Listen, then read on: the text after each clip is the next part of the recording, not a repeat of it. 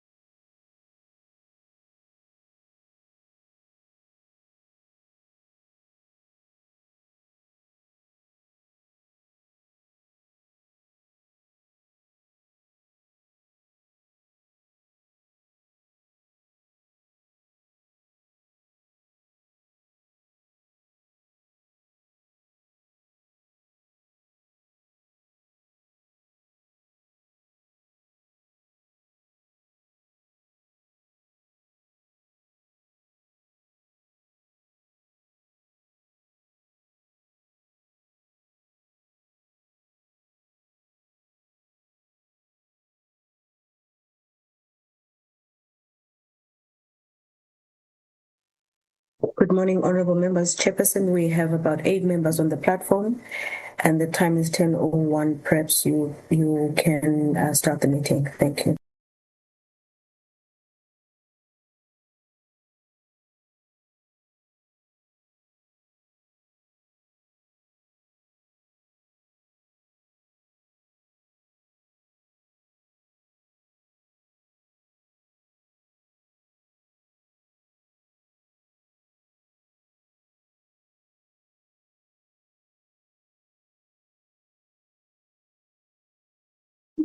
Honorable members, am I audible, Nola? Yes, you are, Chairperson. Good morning, honorable members. My apologies because I'm connecting with the fact that Vodacom might be fighting the network with ZNet. But let me start by taking this opportunity and appreciate your time and effort, and also want to declare this meeting officially opened. Before I could proceed, Nola, let's flight the agenda.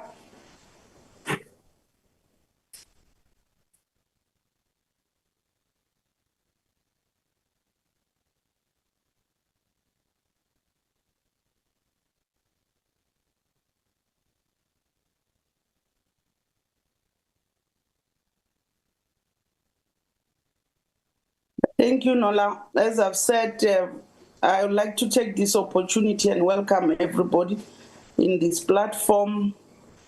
And as I move to the next item, which is adoption of the agenda, can I get an indication from your good self? And all before I could call for agenda adoption, can you indicate to us, Nola, that we are in a good position to continue with the meeting? Do we reach a quorum? Yes, Chairperson, we have 9 members on the platform because Honorable Mkhize has just joined as well, over and above the 8 members that I announced earlier. Thank you, Chair. Okay, thank you. The next item is the adoption of the agenda. Can I get an indication by a show of hands on the platform, those who are Honorable Mahlangu? Thank you very much. Greetings to your good selves. I want to propose the adoption of the agenda, but however, I want to check where it says farewell speech. To whom are we paying farewell to? But after all, I propose the adoption of the agenda.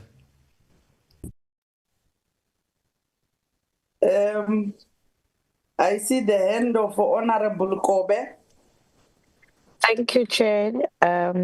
I second the moving of the adoption of the agenda.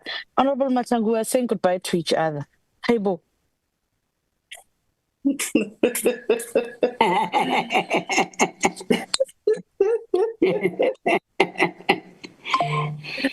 Okay. I think, Honorable Mahlangu, what we can do for the sake of not just saying farewell, because it looks like we are saying someone will never come back or someone has retired. Let's just make speeches for our well wishes for our holidays or the festive season, as the parliament will be rising next week on the 5th. Maybe we can just have a way of putting it, Nola, but I think it's proper for us to have speeches and well wishes for our festive season.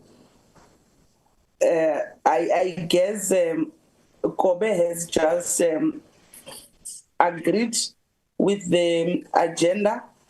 Can I get a contra review? Kobe, you might. Mankosi? No, thank you very much, Honorable Chair. Greetings to your good self, my colleagues, members of the support staff. Chair, not to say that I'm in contrary, but I just want to check with one item that is reflecting on the agenda, the resolutions tracking. I don't know whether is it proper for us to have this item today, looking at the sitting that you are in, because the department is not here, maybe to respond in some of the resolutions or decision taken. I just want to check that. If that is the case, I was thinking that we will remove that item and deal with it in our next meeting, whereby the department is present, so that when we track the resolutions with them, we know that they are here to respond on the issues. But other than that, Chair, I support my colleagues. Thank you.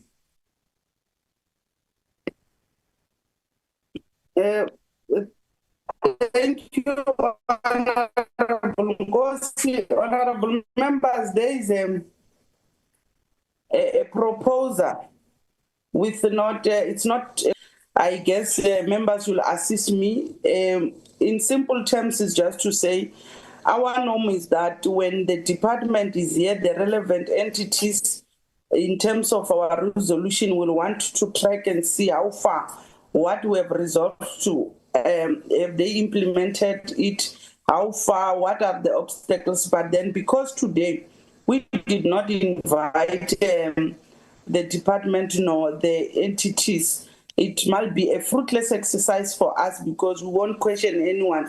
It's only ourselves. So the proposal for Honorable Nkosi is that let's waiver and move as a standing item. We'll deal with it in the next meeting.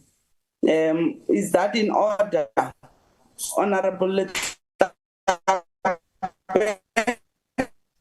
Thanks, Chair. Good morning to yourselves and colleagues. I do agree with Honorable Nkosi. I think we can hold it and move it to the next meeting. Thanks, Chair.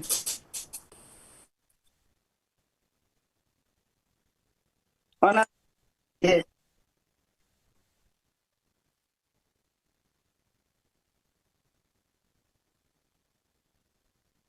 Any further much ado, the item, which 4 or 5, if I'm not mistaken, then we deal with our agenda will look like this. It will be opening and welcome the first item, the adoption that we are dealing with now.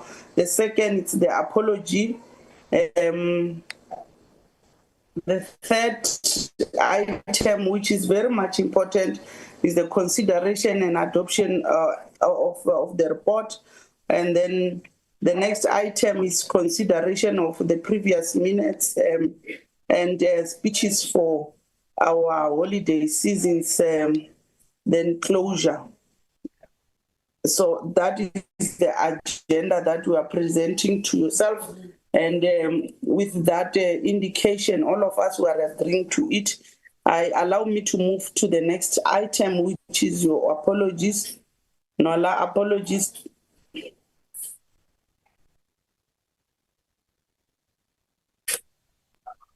Thanks, Chair. The apology that we received from outside, from the portfolio committee members, is from Honorable Mumalo, who will be joining the meeting a bit late.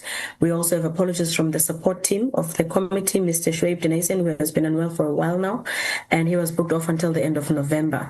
I see Miss Inez Stephanie, who was also booked off for a long time, is back in the meeting. And Chair, thirdly, the committee assistant, Ms. Tabiso Litlake, has another bereavement at home, over and above the one that, well,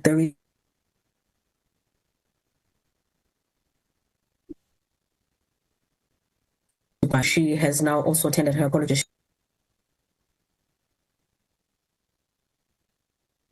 Nola, I don't know whether it's on my side because I'm experiencing a challenge.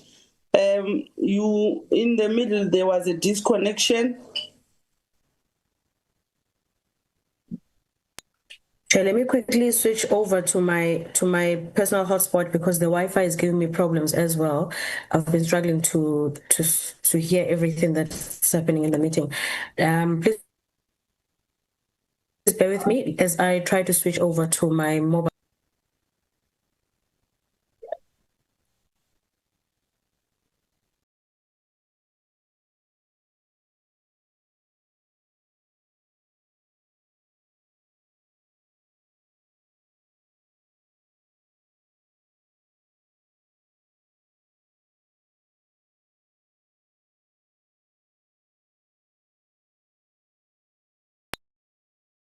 I'm done on my side, Chair. I'm not sure if I'm audible enough now.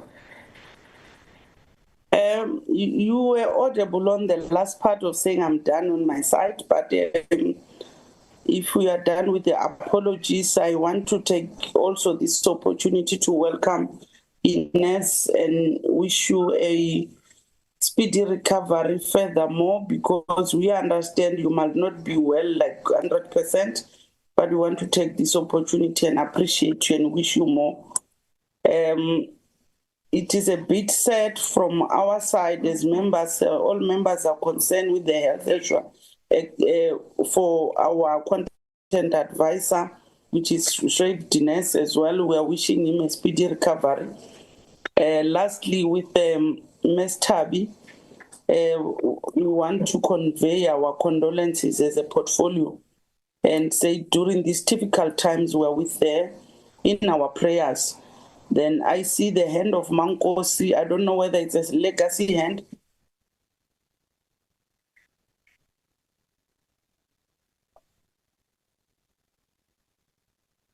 Mankosi.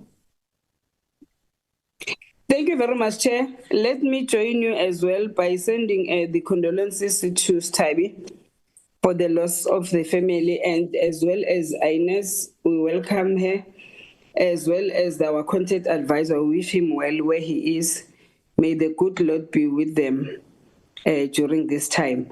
Chair, I just want to submit the apologies for our two honorable members. I thought that they've sent them. Honorable Dlelange, who is out of the country, as well as Honorable Makasi, who's having other commitments. Thank you very much, Chair.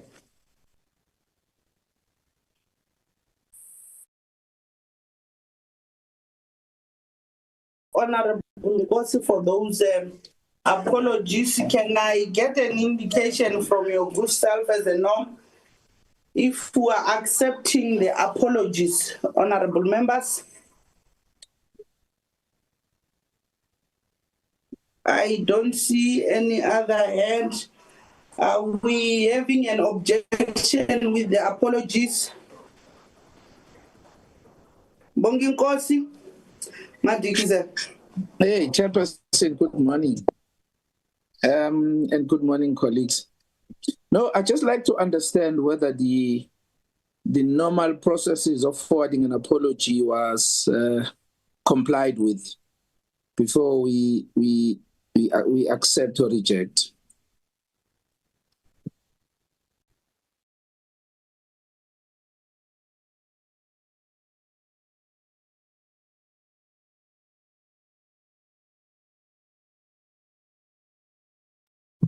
Chairperson, are you there?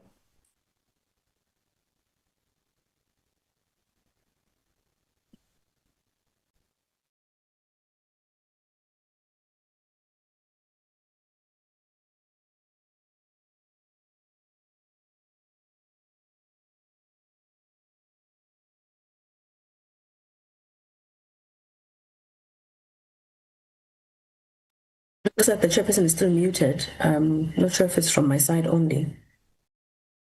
Okay, Nola, did you hear me? Did you hear my question? Yes, I heard your question, sir. I did. Okay.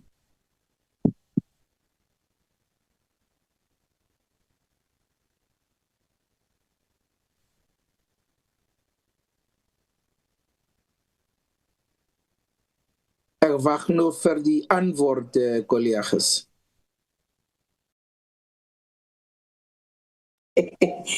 Tata Matigizela.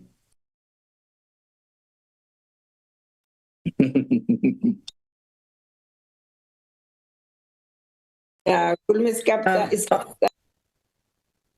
Honorable members, it looks like the chairperson has just been kicked out by the network, and as she did say that she's connecting from home, so she's just disappeared online. Not sure if Honorable Ngozi, perhaps you would want to carry on with the meeting in her absence, or perhaps we can wait for the chairperson in the interest of time.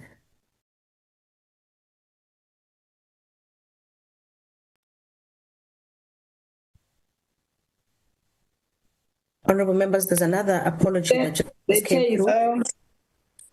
I'm back. My apologies, honorable member.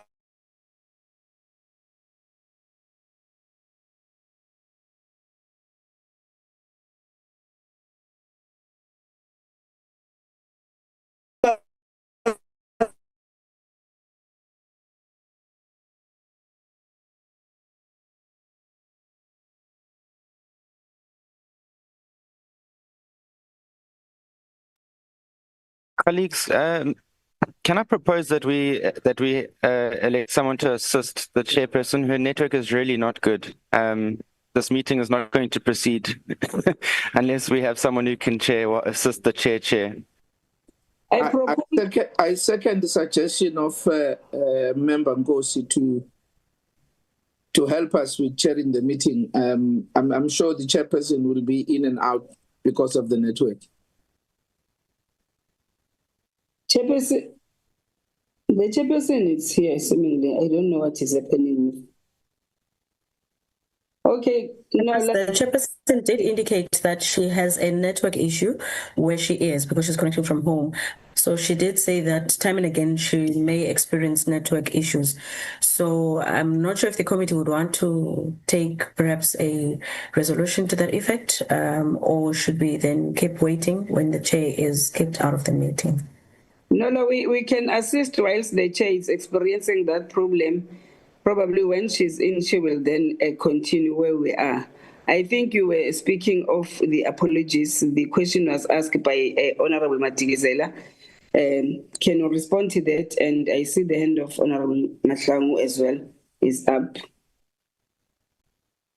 Thank you, Honorable Ngozi. The only apology that was submitted to me this morning was from Honorable Nxumalo. I just received another one as we're speaking on apologies now from Honorable Mkhize, who is at the dentist currently, and she will not be able to speak in the meeting. Just not sure if she has connected. I think she has though, but yes, she has connected, but she's not going to be able to speak as she's currently at the dentist. Those are the two apologies that were submitted on my side. Well, I didn't receive any particular apology from Honorable Dlelanga for this meeting. The only apology was for the oversight visit. So I didn't know how long the travel arrangements would take. Hence, I then did not speak to the apology, Honorable Ngozi. Thank you. Thank you, Honorable.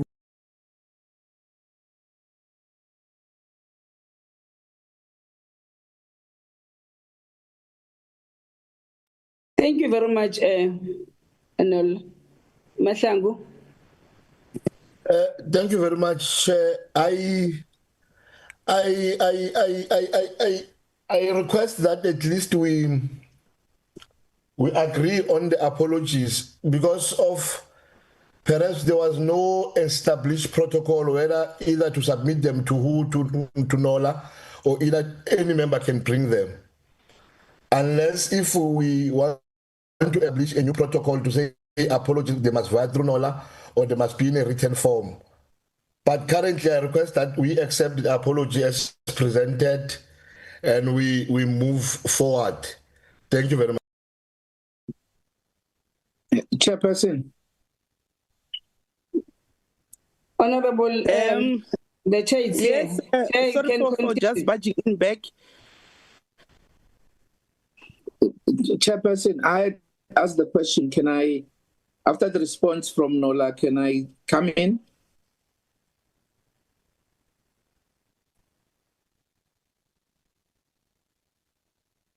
Hello?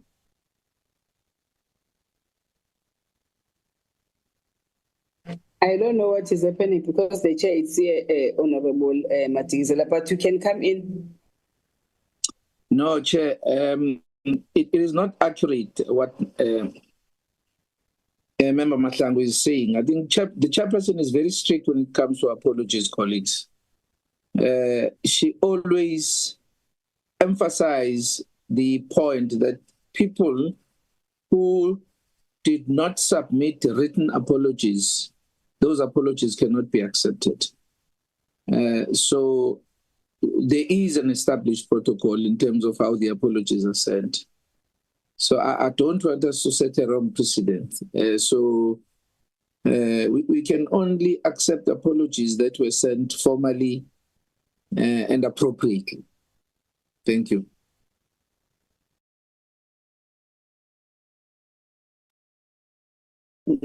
Honorable Nkosi, can I be recognized because I'll want us to continue assist me to co-chair as my network is bad. No, it's fine, Chair. You can continue now that you are here.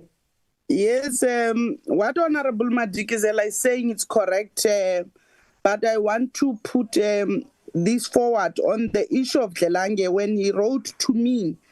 Unfortunately, maybe did not write the date as Nola have said. He did not write until when you'll be out of the country. On my side, he has indicated until the 28th. So I thought even on the side of Nola, he has indicated the date. Dlelange is still not in the country, and he has raised that from last week when he was writing for our oversight. So I want to plead and forward it to the committee that let's accept the apology for Dlelange as he has written. It's just that maybe it's a miscommunication through Nola. But what Honorable Madikizela said, it's correct. I always say, you know, apologies must be formally channeled, must be formally communicated through our secretariat. That is my proposal and bringing it to the fourth, honorable members. Chair? Yes, Honorable Madikizela. No, on that note then, Chair, I mean, that's a clarity that we needed because it was never brought to our attention until when will Mr. Dlelange be out of the country. So I accept that apology then because I think it complies with the requirement. Thank you.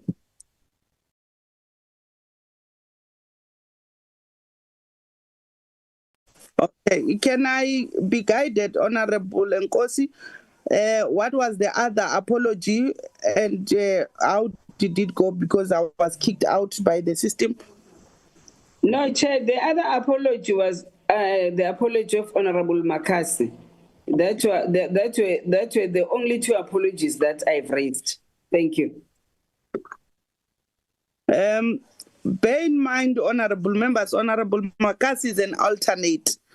If all of us were in a meeting, it does not bind. So I'll want us not to entertain the issue of Honorable Makasi if she did not send it via Nola and accept the apologies that came through Nola and the acceptance of Honorable Dlelange. Allow me to rule in that manner, unless if there's any other member who want to have a contrary view. Can I get an indication? Yesterday, when I checked with Honorable Makasi, she was given a responsibility to chair the committee that she sit in for today. So I believe she must be, but I don't want us to entertain it because it did not come through formally. I spoke to her myself. Honorable Nkosi? No, Chair, it's fine. I would like to welcome that. I think we can proceed in that way. Thank you so much.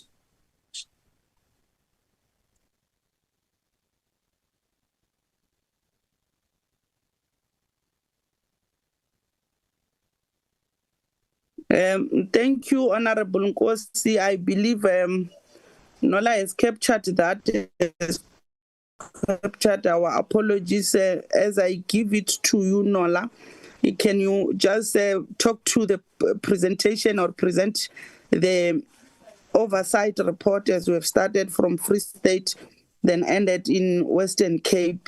I give it over to you, Nola.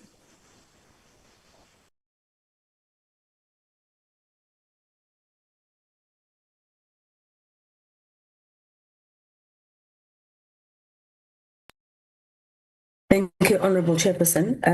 The report that's before the committee is the report of the oversight visit that was undertaken by the Portfolio Committee on Public Works and Infrastructure to the Free State and the Western Cape. The report you'd see on the heading that it's dated 26 November because the committee is likely to adopt it today as it's being considered as we speak. Honorable Chairperson, the Portfolio Committee, having undertaken an oversight visit to the Mangaung Metropolitan Municipality in Free State, George, and the City of Cape Town, that is both in the Western Cape, from 17 to 21 November, thus reports as follows. The attendance in the oversight visits was as follows. In terms of the committee members, Honorable Piri was the lead of the delegation, Honorable Nkosi, Honorable Mahlangu, both from the ANC, and we also had Honorable Bath and Honorable Matikizela from the DA, Honorable Mkize and Honorable Numalo from the MKP, Honorable Itlape from the EFF, as well as Miss Honorable Kobe from the Action SA. In terms of the support, it was myself, Ms. Martinez, the committee secretary, Mr. Thurston Aarons, the committee assistant, Ms. Khadija Osman, who's the executive secretary to the chair, and then we're later joined by Mr. Jablan Majozi, who's our communications officer. So the site visits were also joined by delegates from the National and Provincial Department of Correctional Services, Public Works and Infrastructure, Employment and Labor, Social Development, South African Police Service, and we also have had some representatives from the Mangaung Metropolitan Municipality, George Municipality, as well as the City of Cape Town.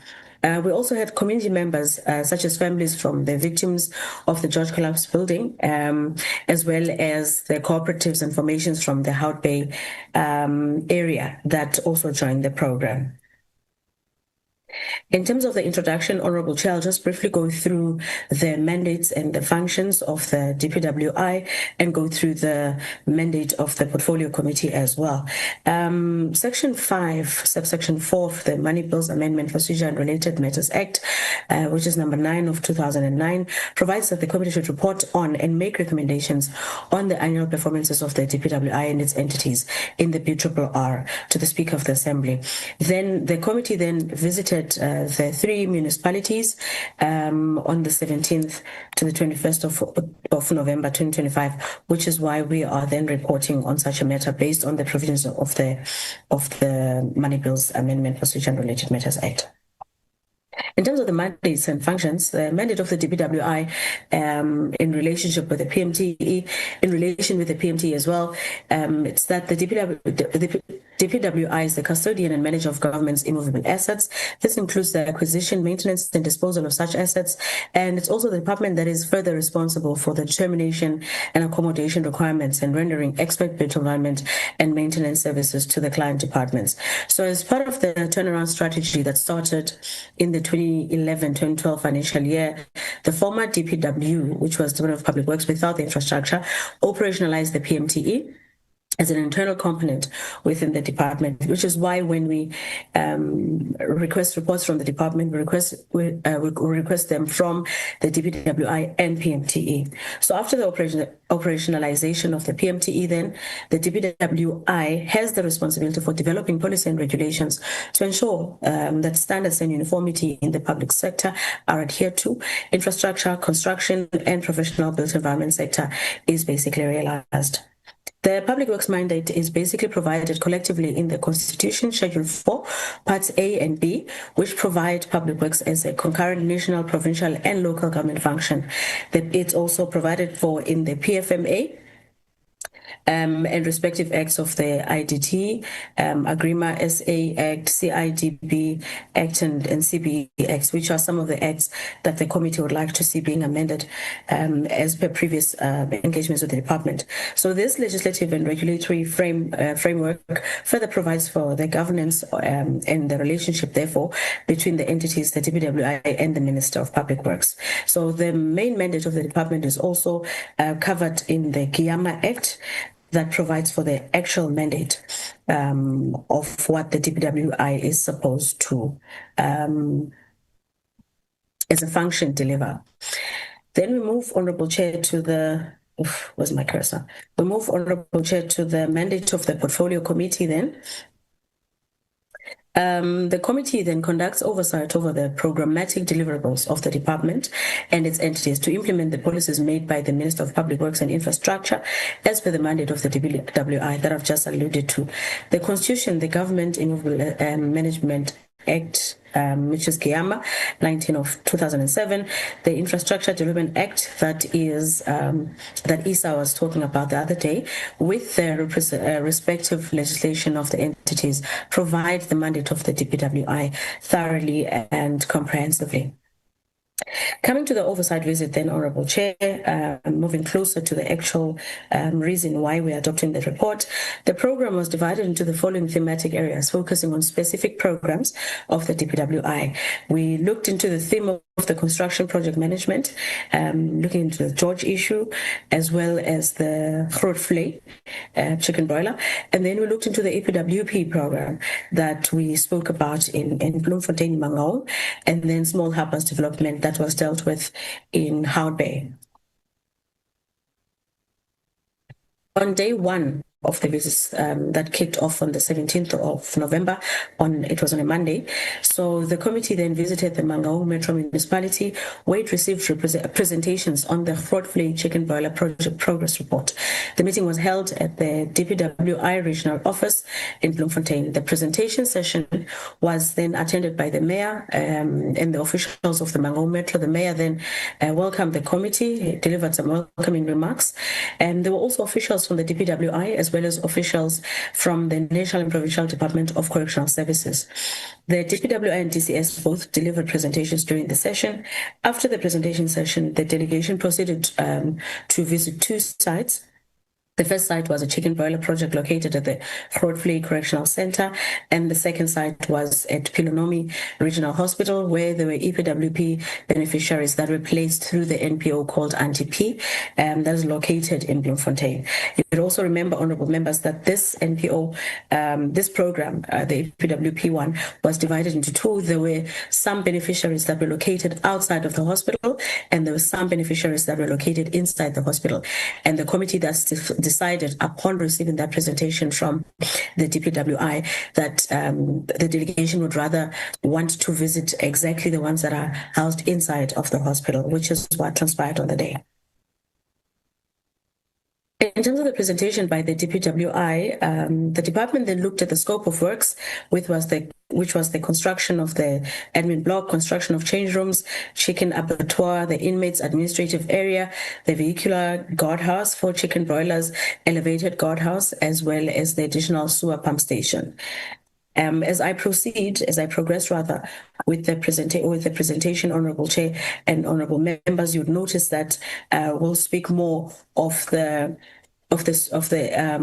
sewer pump station that had not been completed at the time of the visit, which is the reason why the project had to then be delayed.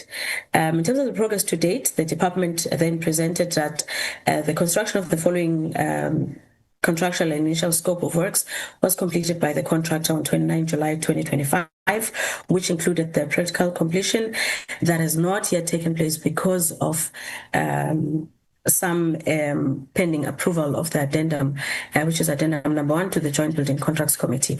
Also, the DCS also spoke to this one, Honourable Chair, that there's the scope of works that had not been included in the initial project, which is why the projects also had some delays. Chair, if I may move forward, so there was then a proposal to amend the signed JBCC to completions and sections as opposed to completion as a whole.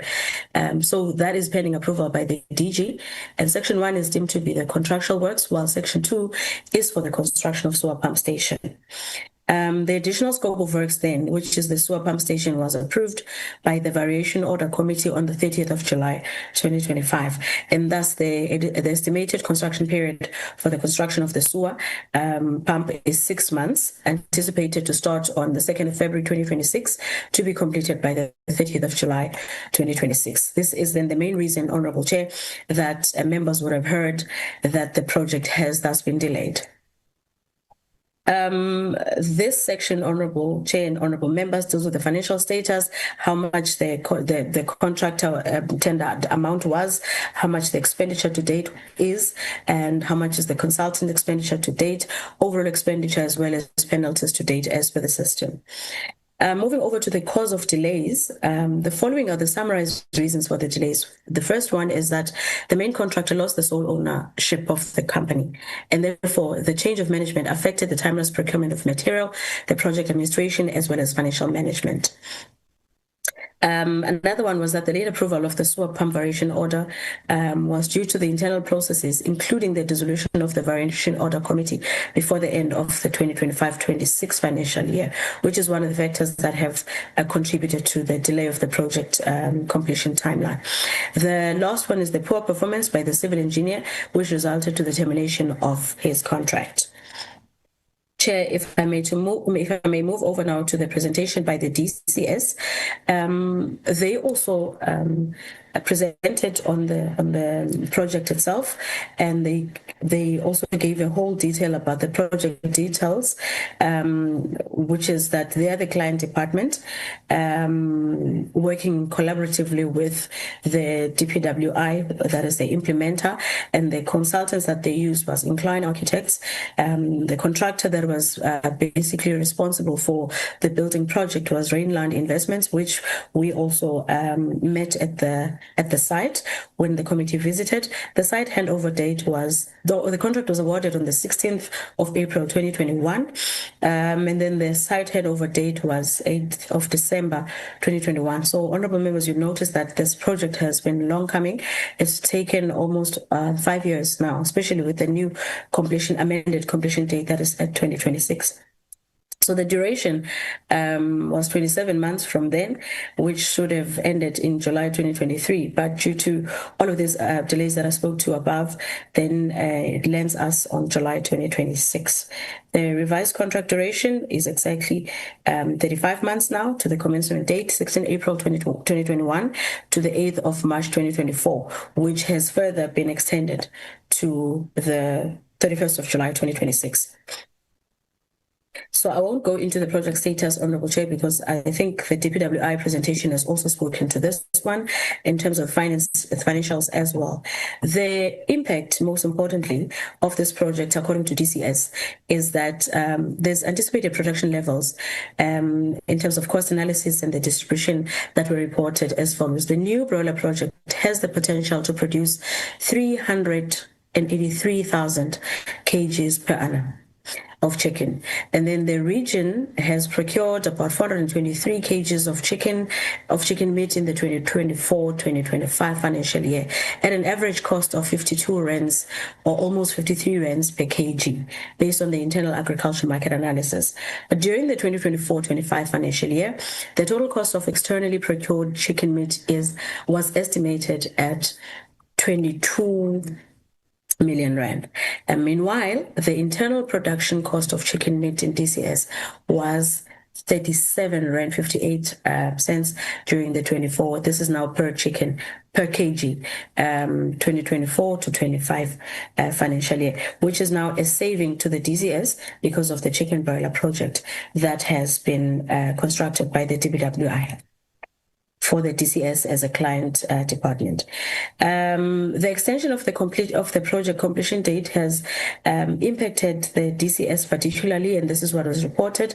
They recorded that they were really disappointed by the extension of the project date. because of the project scope extension by 6 months. They also reported that the delay in the project completion has affected the department negatively in that there are other interrelated processes that have to take place.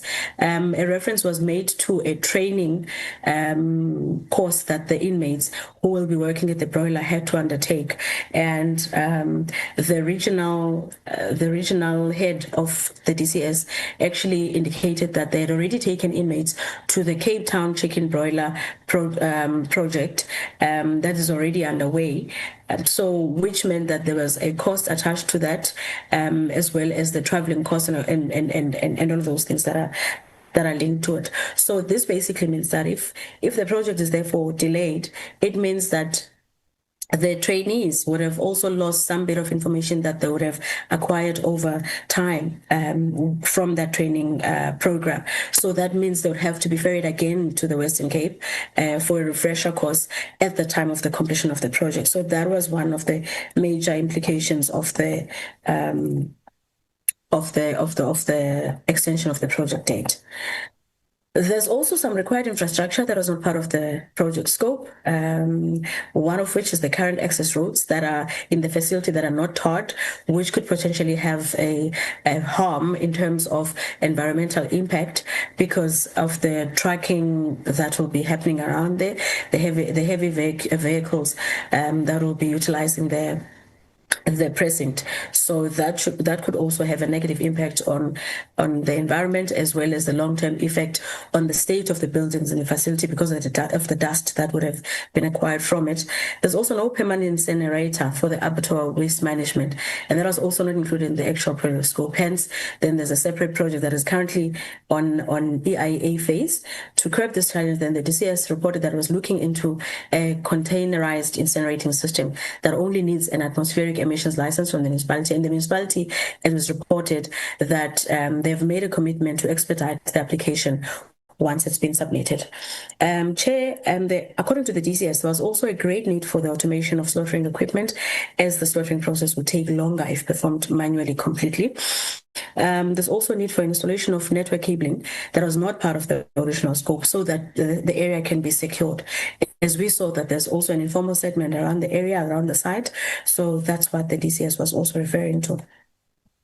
There's also a need for the replacement of security tower post ladder with the staircase. There's also a need for the high tensile razor wiring, which is necessary and as it needs to be installed for securing the area as well. So, Chair, after the presentation, then the delegation proceeded to see and view the site, the Croatflay Chicken Broiler Project, located at the Correctional Center. The facility comprises of block where inmates would be processed upon arrival on site. The abattoir comprising of the dirty side and the clean side. The dirty side was referred to as a side where the chickens come in while they're still alive, where there'll be the defeathering and all of those things until the slaughtering of the chickens. Then the clean side refers to the side where after the chicken has been slaughtered, after it has been defeathered and all of that, then that's how it can then be processed going forward. And then we further went to the broiler where the chicks are reared, and we saw exactly what kind of equipment has already been there, and the committee was also taken through the entire system and how it's going to work. Also, the sections of the facility were fully equipped with functional machinery that was demonstrated to the delegation to its satisfaction.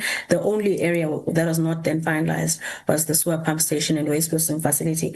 And if honorable members can recall, when some members called for a thorough a demonstration of how the entire system works, and that could not be done, and that couldn't be realized because the sewer pump station had not been installed at the point. So the DCS officials also indicated that they were scared that if they were to try and demonstrate how the entire system works, it would then jeopardize the current system that's there because of the lack of the sewer pump station.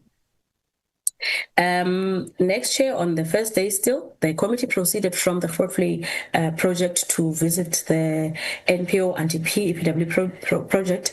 The DPWI then briefed the committee upon arrival at at the Pilonomi Regional Hospital.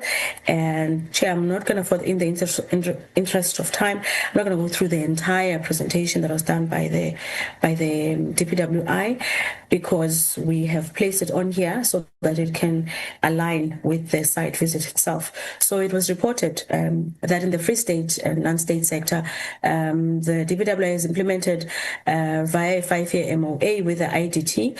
And also, Honourable Chair, maybe I should remind honourable members that most of the non-state sector programs of the EPWP are handled by the IDT nationally. So that's why this is part of that MOA that was also signed with the IDT. So there are some NPOs that are then delivering, that are contracted to deliver this service, to recruit the beneficiaries and make sure that the beneficiaries are paid. So Anti-P is one of those NPOs that has been hired in the Free State. The second one, which was reported, was the Colin Mashana Foundation, which has since been withdrawn due to the recent developments as seen on the media as well and reported by the department. Okay, if I may move to the actual project. So the project Anti-P, where 14 EPWP beneficiaries were placed through that NPO, were located in the Pilonomi Hospital. The location is in Mangaung. The total work opportunities created through Anti-P were 160, 96 female, 88 youth, and 3 persons with disabilities. The stipend per day for the beneficiaries, the minimum is 126.64, which is normal participants per day, and a minimum of 149 rands per supervisor paid per day. The number of days that is worked per month by each and every beneficiary is a total of 14 days, and the project funder is the EPWP non-state sector. The duration is thus from the 16th of August 2024 up till March 31st of March 2026. So when the committee met at the Pilonomi Hospital, there were reflections that were made by the hospital management. So they, I remember it was the head of clinical services as well as the head of hospital administration that both outlined how the 14 beneficiaries are located in different areas after placement. They also showed the immense satisfaction regarding the project and appreciated the impact of having the beneficiaries in-house. They also reported that previously beneficiaries would be placed in the garden to perform gardening services, but due to the budget cuts by the Department of Health that necessitated a moratorium on the filling of the non-health personnel positions, the management then felt it necessary to place the beneficiaries in the cleaning services, laundry, and food services units, which has greatly assisted the hospital the service to its own core clients, that is the patients. The hospital management further reported that there were more non-health personnel vacancies that were available, and thus they would really appreciate if a number of beneficiaries were to be increased by the DPWI so that they could utilize them, especially in the more skilled positions.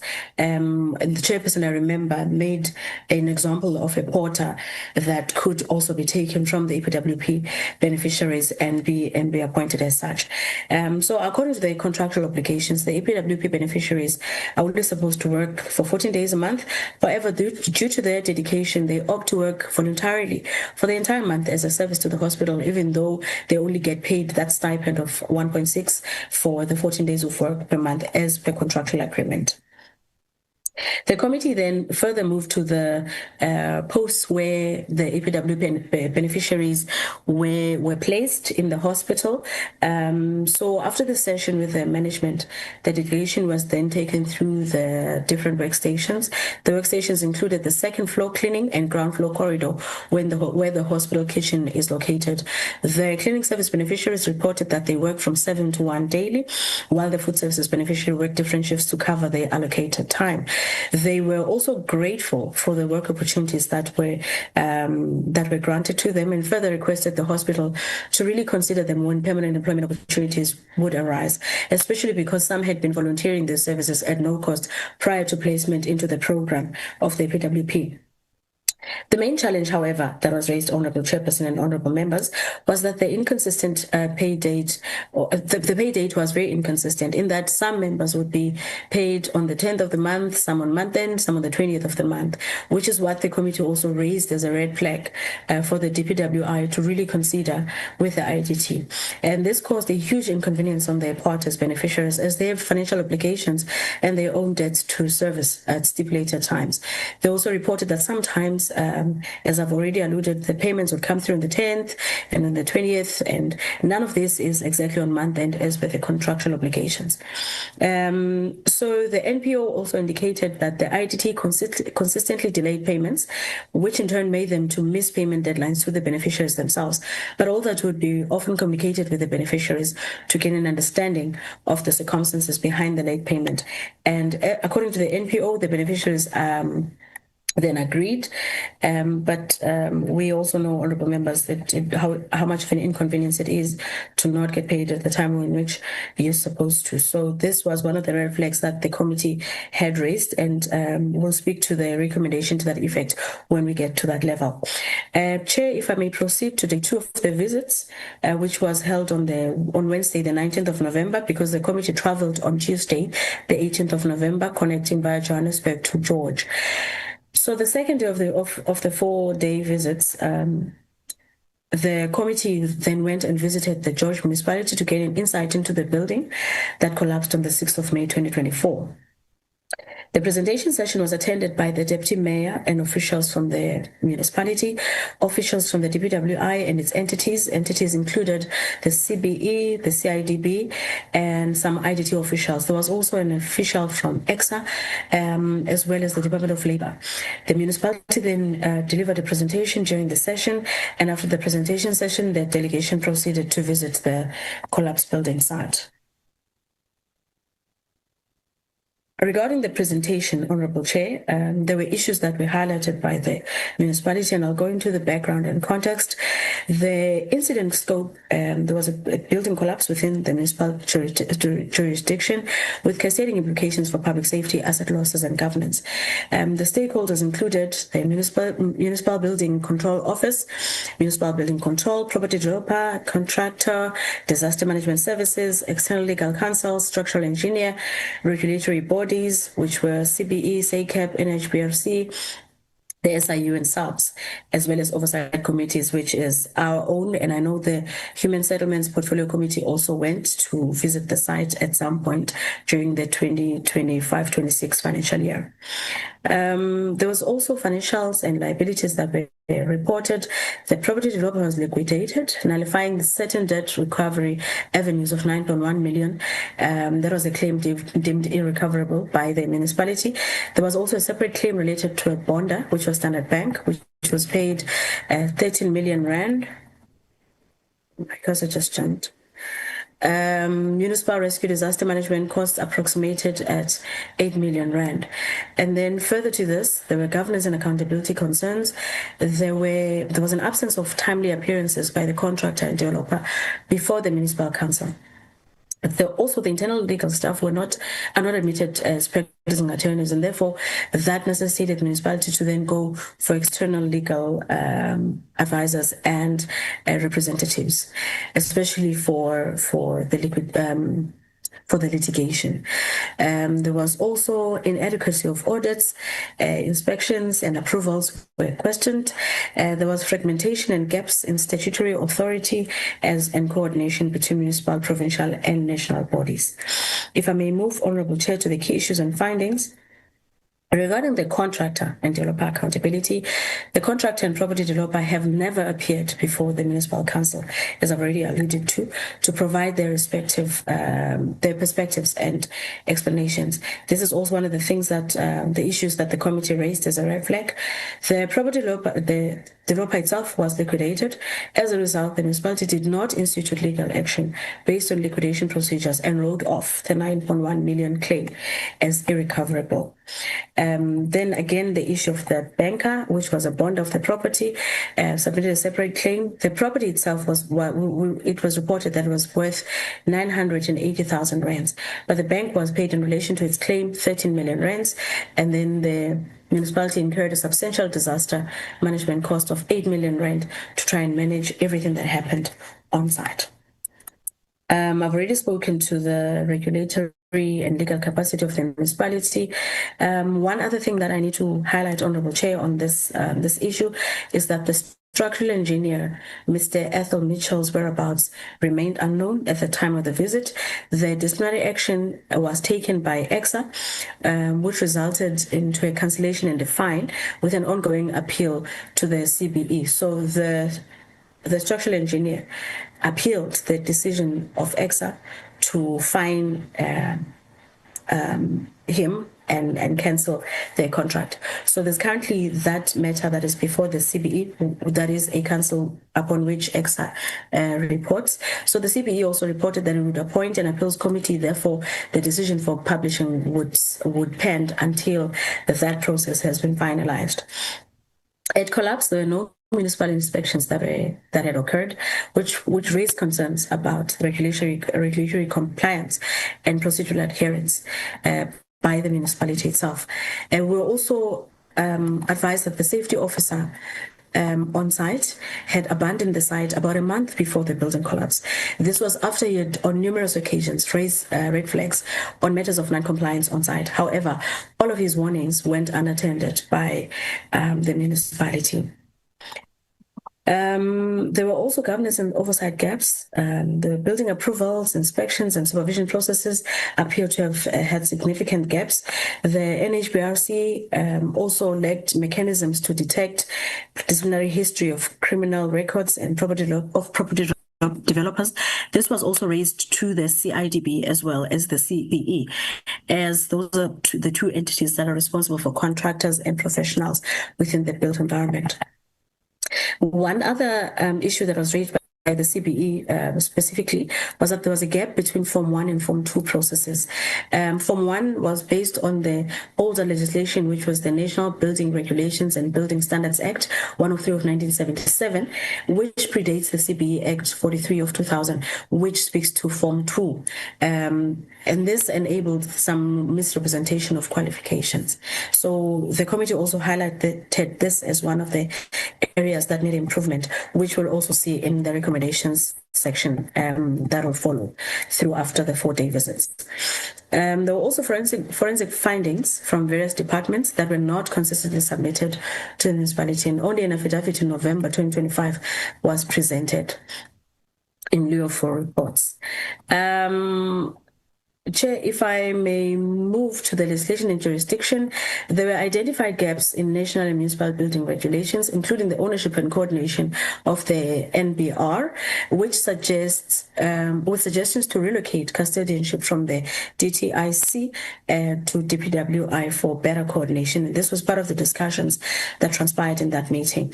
There were also calls to empower municipalities with internal engineering capacity and a possible legislative amendment to allow internal municipal engineers to oversee major construction projects. And if we remember, honorable members, there was a cry from the municipality side to say they do not have the necessary budgets to appoint the specified engineers and assessors. So this is one of the areas that they requested assistance in terms of the legislative amendments from the portfolio committee side. Chair, from the presentations, the delegation then moved to the site, and the site was already cleared. There was nothing to see. In fact, there were just a few members of the victims and affected families of the collapse, most of which happened in that site visit was mainly the media coverage for the chairperson and the portfolio committee at large. Chair, if I may move to day 3 of the 4-day visits. This is the day, it was a Thursday, 20th of November 2025, and this is the day where the Public Works Infrastructure Portfolio Committee held a public hearing with the victims and families that were affected by the George building collapse. The hearing was held at Tembelutu Community Hall, where most of the victims reside. Some of the victims were reportedly residing in areas outside of George, that is Mossel Bay, Plettenberg Bay, as well as Knysna. Some officials from the DPWI, Department of Labor, DSD, SASA, and George Municipality were also in attendance. Pardon me for abbreviating, honorable members, because these abbreviations have already been clarified above in the report. So I'll just run through them because they're already clarified. Looking into the inputs by the affected families and victims of the collapse, this is what transpired then on the day. They shared information relating to the post-disaster claims and compensation processing, including the involvement of the Department of Social Development, Employment and Labor, as well as other stakeholders, that is municipality, banks, and contractors.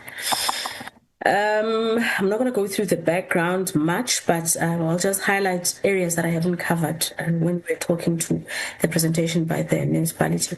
So after the collapse, the families, the collapse resulted in fatalities, of course, and injuries that were reported, and displacement for some other victims and some families.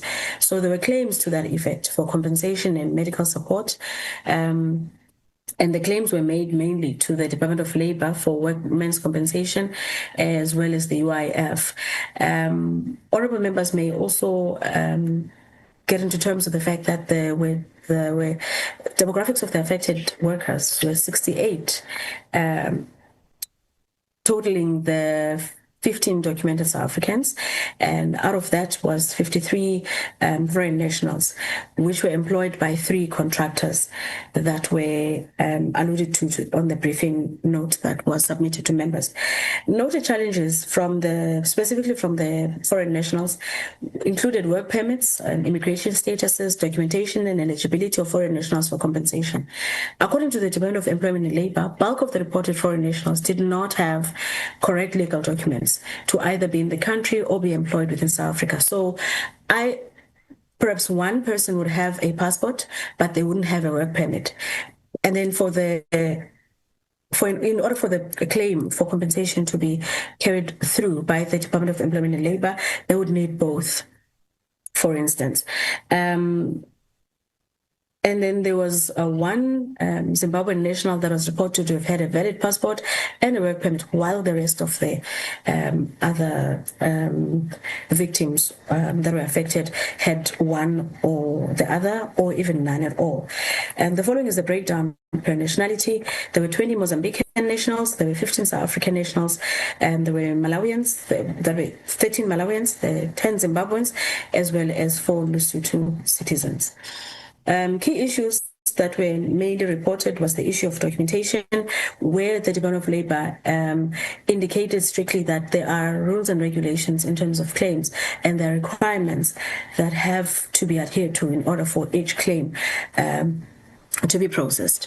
So the DEL clearly indicated that they needed, part of the criteria, they needed proof of identity, either an ID or a passport, and supporting documentation for claims, including 3 months bank statements and payslips were applicable.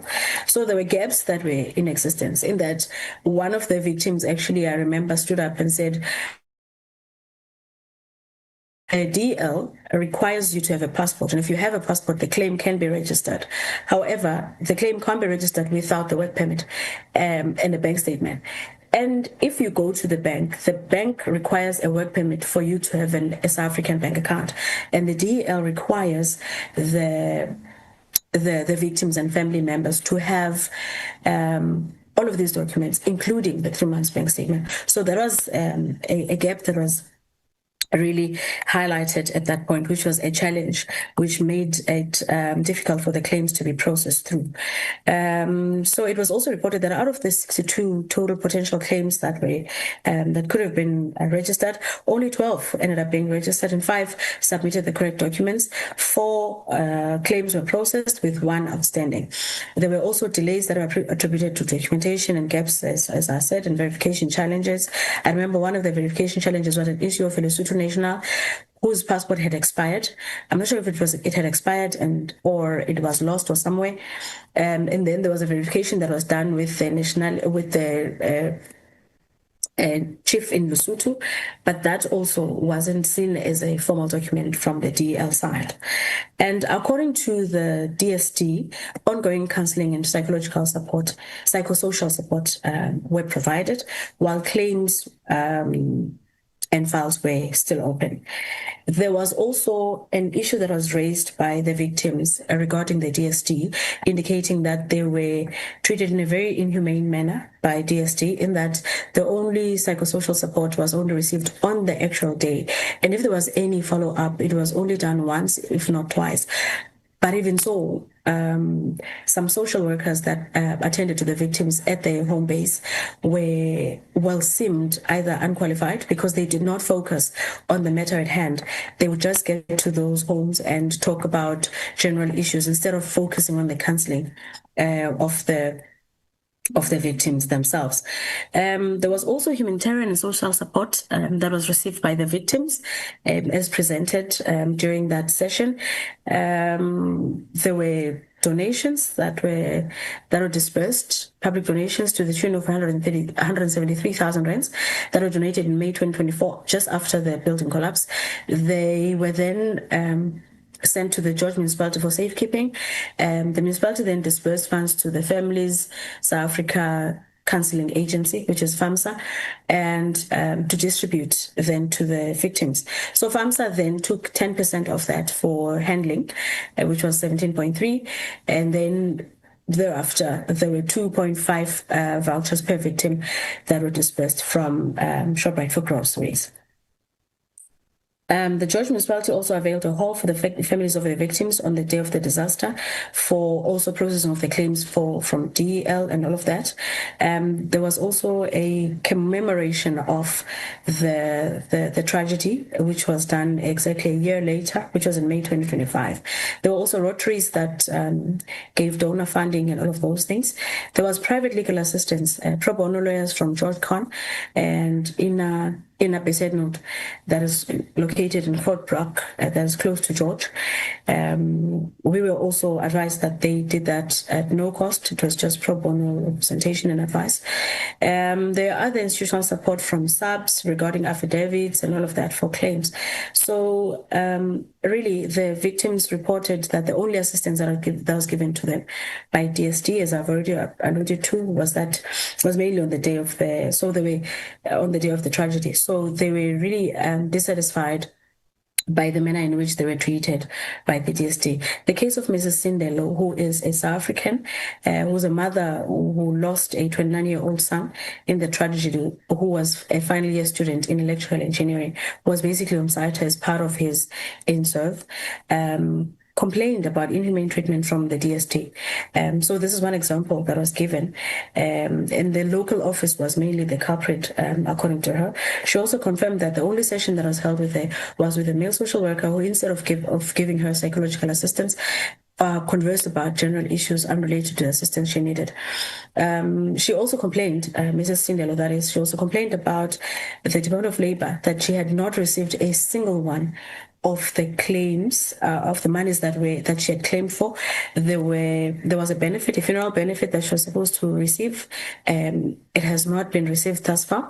There was also a compensation fund that she was supposed to receive. Nothing has happened until now. And then a UIF claim that was also submitted. She also indicated that nothing was done to that effect, and therefore, and this is after all the application documents were submitted. So when we conversed with DEL colleagues, especially from the UIF and the compensation fund, they indicated that the only document that was missing was bank details, which is still unclear to the committee why those couldn't be raised with her, especially because all her contact details were on the system. But we've done our follow-ups, honorable members, and things are starting to move, especially after the committee had visited. Chair, if I may now move on to the last day of the visit before we can go to recommendations. The last day of the visit was held at the Hout Bay Harbour on Friday, the 21st of November, where this was held at the Hout Bay Library Hall, where the committee met with the officials from the DFFE, Department of Forestry, Fisheries and Environment, DPWI, and we also met with SAPS. There was also the member of the mayoral committee in the city of Cape Town, which was the ward councillor of Hout Bay, was also in attendance, also welcomed the delegation. We were also joined by members of the Hout Bay community from various formations, which will be dealt with below. Focusing on the presentations by DPWI, DFFE, and SAPS, the presentation of the DPWI mainly focused on the Hout Bay Hub, outlining its background, current status, challenges, which is vacancies of pieces of land that belong to the state, expired leases, dilapidation, security issues, as well as maintenance gaps. It also focused on the ongoing interventions aimed at revitalization. It also detailed a revenue generation strategy, including potential management outsourcing, lease renewals at market rate related rates, and collaboration with the DFFE to support small fishing cooperatives with a view to boosting tourism, job creation, and local economic empowerment. The DPWI, acts as custodian of the Western Cape Small Harbours, sharing responsibility to the DFFE, and these are proclaimed fishing harbours. It was also presented that there are other, the DPWI was in a process of trying to get other small harbours around the country, around the coastal line as well, to be proclaimed as small fishing harbours. The Hout Bay Harbour in its own comprises about 65 parcels and slots with 16 registered land areas and a mix of anchor tenants and community use spaces that belongs to the state, managed by the DPWI. The tenancy is plagued by vacancies, expired or under market related leases, and occupancy without proper lease agreements, which is now hijacking of buildings. The lease renewal efforts began in 2023 with a mix of renewed, pending, accepted, and non-responsive tenants as of 2025.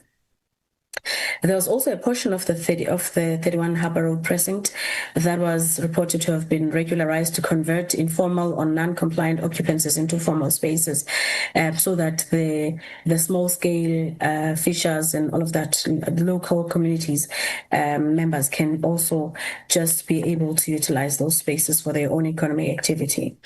The key challenges included vandalism, crime, inadequate maintenance, and lack of power backup during load shedding. Management and revenue strategies included appointing a management agent for 3 small harbours and pursuing an RFP to redevelop underutilized assets. There was also a collaboration with DFFE to support small-scale fishing cooperatives and anchor tenants to stimulate job creation. There was a Harbour Steering Committee, Hout Bay Harbour Steering Committee, that was elected in May 2024, that serves as an interface between DPWI and the community to coordinate interventions. The DPWI then, as a custodian of all state land along the 2,700 kilometers coastline, reported that it was currently embarking on research to ensure that the entire coastline is registered on the Immovable Asset Register.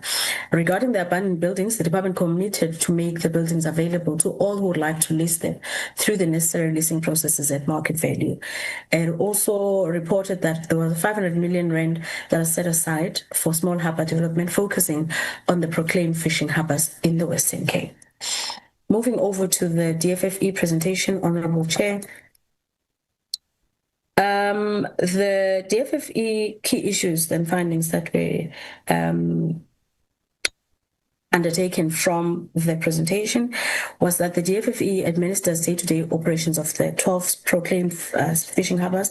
That includes Hout Bay. The core harbour service include fish landing facilities, vessel slipping and launching, mooring, berthing, and minor maintenance. The harbour operations are dominated by slipping and dry docking activities, with over 60% of time spent on these tasks. Annual figures indicate over 80 vessels that berth or more in the harbour. I'll just quickly fix this. In the harbour, with a significant throughput of vessels movement.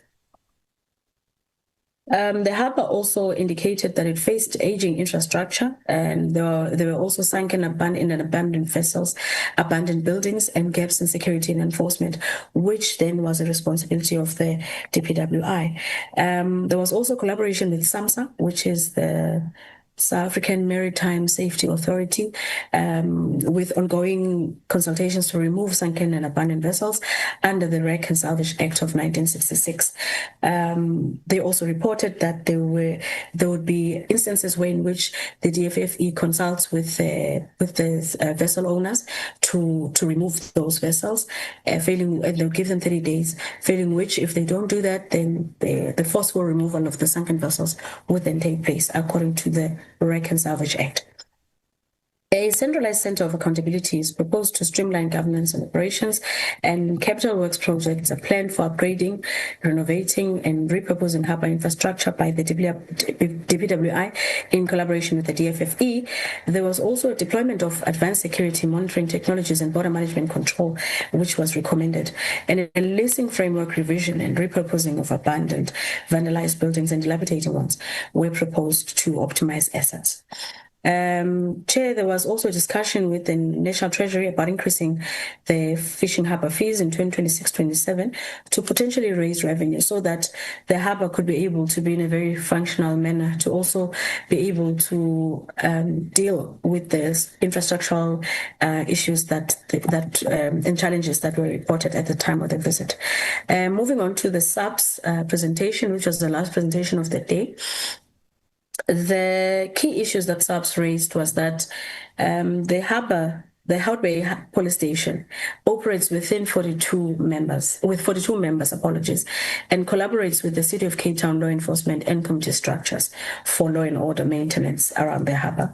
There were also private security arrangements that were in place within the harbour under the DPWI, and this was reported when we were on site as well, where the DPWI indicated that it was not their responsibility to maintain security, law and order within the harbour. It was thus the responsibility of the client department, which was the DFFE. But then, because there were issues that were raised, and the department then had to hire a private security company to that effect, which was not part of their scope. The harbour also faces socio-economic challenges and marine life exploitation, but is not used it is not used as a formal port of entry, unlike other harbours like your harbours that are located at entry points of the country. So some of the issues that were raised were issues of poaching, criminal activities happening in the harbour. And I remember from the previous visit to the committee was literally removed while it was busy doing the oversight visit within the harbour, because poachers had scheduled to go and poach at sea at a specific time. So this was also raised with the current portfolio committee as also a red flag in the harbour. The SAPS mandate aligns with the national and international frameworks, including UN conventions, IMO standards, and South African constitutional and legislative provisions. Daily policing then would include high visibility patrols in the harbour, vehicle checkpoints, and integrated operations with relevant environmental and border agencies. Crime at the harbour is predominantly related to contraventions of the Marine Living Resources Act, with other crimes being minor and manageable.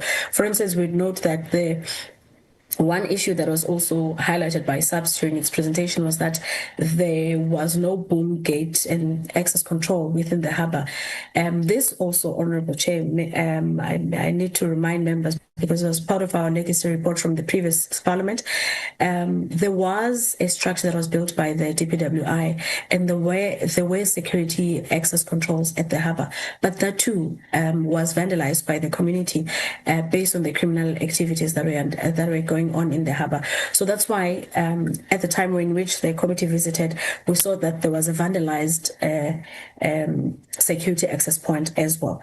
So this was also one of the issues that SAPS also highlighted as one of the challenges at the harbour. It was also indicated that for SAPS, mainly, the dilapidating buildings are more of a security threat than the abandoned buildings, because they felt that there's more of criminal activities that take place in the dilapidating buildings, and they were also a safety and health hazard because as the committee saw while the delegation was doing a walkabout at the harbour, there was also a building whose bricks were already falling, and it was reported that the bricks that were falling on the next door operational factory, which affected some few in there, and the owner of the factory unfortunately had to take liability for that. So the committee also raised its red flags about this. So after the presentation from SAP's honourable members and honourable chair, there were committee members that were in attendance, as I said before, and these committee members came through different formations, and the formations included Harbour Steering Committee, South African Women in Transport Summit, Aquaculture Farmers Secondary Co-op, Mazula Zaitole Primary Cooperative, Imizamo Yetu Business Forum, the ANC Veterans, Ashley Krill Detachment, Castulana Royal House, as well as the Community Policing Forum. And they were also, Honourable Chair and Honourable Members, given space to highlight the issues regarding the harbour itself that were affecting the communities. And these are the key issues and timelines that were highlighted by the committee members as they're making their own inputs. That in 2018, there was correspondence to the DPWI minister that raised harbour security concerns, and those were unresolved. And there was a follow-up, still, those issues were unresolved. In 2023, there was an elected steering committee that was elected by the committee itself. But since then, there has been no sustained DPWI community communication. In May 2025, the new minister of DFFE appointed a new steering committee, including individuals that were alleged to have incited violence and vandalism, raising concerns about the legitimacy and conflict of interest. In 2025, again, there was a policy engagement with the presidency, which yielded a meeting with the deputy president's advisor, but there was no subsequent action. Again, in May 2024 until present, the DPWI communication has largely been silent, and there's been perceived secrecy and lack of transparency, in that there was also a reported parallel structure that was elected over and above the structure that was elected in 2024.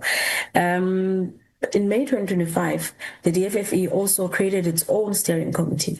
So the committee also perceived some arrogance from the new minister, in that there was also a perceived creation of confusion between the role of the DFFE and DPWI within the harbour itself from the engagements that the committee had with the minister. Also, some of the issues that were raised were economic and land use concerns, where really largely the committee members raised qualms about their ineligibility to be granted space and opportunity to create their own economic activity within the harbour, so that they could be granted leases by the DPWI, so that they can also trade within the harbour. There was also a plan for aqua farming and improved fisheries initiative, which was 2018 announcement, that have not progressed up till far. So this far. So that was also one of the issues that were raised. There was also land that was reportedly outside of the harbour itself that housed old factories that are dysfunctional at this point. However, those old factories would have like back rooms at the back, and all of those are falling within the land parcels of the DPWI. So those have, according to the committee members, have now been hijacked by foreign nationals, and this is according to their reports, honourable members. They're hijacked by foreign nationals, whereas the local community members had requested from the DPWI to be granted access to those housing facilities for their own use, and they had not been granted such opportunities. And then the Hout Bay Harbour, the Hout Bay Police Station was reported by at least 20 South African police members, impacting the capacity to maintain law and order and respond to incidents at the harbour. And this was also reiterated by the harbour master, who had been calling for assistance, and there were times in which she was held hostage in her own office at the harbour, but when she called upon SAPS, there would literally be minimal assistance that she'll get, if she would get at all. So those were the issues that were reported at the Hout Bay Harbour, especially coming from the from the communities. And the implications of what they had reported, honorable members, would be that there'd be an unrest within locals and non-locals because of the leasing issues, which the committee really felt strongly that needed to be attended to as a matter of urgency, so that rather be curbed before it actually does take place. After the presentations, then the delegation took a walkabout at the harbour as a site visit. So the focus was mainly on abandoned buildings, dilapidated buildings, and dysfunctional sewer pump, as well as the jetty with the sunken vessels. Regarding the abandoned building, it was reported, and this was reported by mainly the harbour master, that the building had long been abandoned and used for illicit activities. The daily vandalism included roof cutting and interior desecration. People were reportedly sleeping inside the building, indicating informal occupancy. There was a contention regarding responsibility for security and tenancy. Honourable members, I initially reported that the DPWI indicated that they're not responsible for security. However, the DFFE, at the time in which the delegation went on the walkabout at the harbour, the DFFE also denied a responsibility regarding the security as a client department. So that also was highlighted by the committee as one of the areas that need agenda attention by between the two ministers that needed clarity as well. And as a matter of fact, the DPWI then saw, because it was their building, they then saw it, they deemed it fit to hire a private security company to just look after that building. But on site, honourable members, we not sure if that security company is literally doing anything, but seemingly there's still illegal occupants that are residing within the building, and the state of the building itself is really appalling. There were questions that were raised about who should manage tenancy and security. The committee also emphasized that the harbour security and tenancy decisions are really critical, and further sought clarity on who then had to be accountable for leasing, security and asset management within the harbour. When we went to the second site, which was a dysfunctional sewer pump, that site was reportedly a site that was very troublesome within the harbour, in that it also creates health and safety risk. And also it's located right behind and closer to the Mariners Wharf restaurant. So this sewer pump would be defunct, and it had been reported to the DPWI that would send a contractor for maintenance now and then. But clearly the problem is not about the maintenance. There's a root cause that the DPWI ought to really look into through their contractors, which also the committee felt should also be a matter that needs to be addressed. There was also a confusion that the committee noted over the responsibility for the sewer issue, highlighting the land areas under DPWI, which implies a shift or dispute about jurisdiction. Because I remember the DDG for small harbours also indicated that the sewer infrastructure belongs to the municipality. So that's what the committee was referring to at this point that is reported. There was also a meeting that had reportedly occurred without a definitive immediate response. There was thus a need to investigate the issue further and develop a workable plan. So there was also a mention of potentially consulting with the DHA, indicating consideration of cross-border and international input. Hesitation was expressed about engaging the DFFE, again due to anticipated pushback. From that site, Chair, the committee proceeded to the very last site of the oversight visits, which was the jetty that had sunken vessels. At the time, there were two sunken vessels that were visible on the jetty that the committee visited. Regarding the salvage process, the harbour master gave insights into this process, and the director from the DFFE. They indicated that in coordination with SAMSA and vessel owners, they've initiated salvage operations, and they've recovered vessels, which would then be transported to the dry dock for cleaning and repairs. And timelines would be subject to weather conditions and budget of vessel owners. However, they also indicated that they gave the salvage process a month, which is 30 days, for the entire process to take place. And then a 1 month window was established with work beginning at the end of October and extending to the end of November for the 2 vessels that the committee found on site. They also indicated that if vessels are not cleared by the end of the stated window, the forceful removal then plan would then automatically kick in. In terms of the capacity and economic impact, the DFFE noted that harbors were built a long time ago and that license capacity for fishing had not increased, limiting the ability to accommodate more vessels. And this capacity constraint contributes to ongoing harbor pain points and constraints on operations. It was also reported that the DFFE had claimed progress on vessel salvage, including a mention of freeing 5 to 10 jobs, indicating that some employment impacts related to salvage activities or associated operations. So, Honourable Chair and Honourable Members, if you may notice, there's a lot of issues that do not necessarily fall within the ambit of the DPWI. And this committee, according to the regulations that I read earlier and its responsibility, its main responsibility is to conduct oversight over the DPWI. However, this does not stop the committee recommending to other portfolio committees when it attends to oversight visits and establishes points that need to be undertaken or rather to be flagged to other portfolio committees for referencing to and referral to other ministers as well. So this section basically speaks to that, because you'd notice that as we went to George, Harvey, and the correctional services, there are many of those issues that the committee would feel they had to be referred to those portfolio committees, and this is what Section 6 is about. So these are mainly, in a nutshell, recommendations to those portfolio committees so that they can ensure that in their oversight or through their oversight responsibility are able to oversee that the ministers that they conduct oversight over are able to prioritize and fast track these issues. 6.1 refers to the Portfolio Committee on Correctional Services.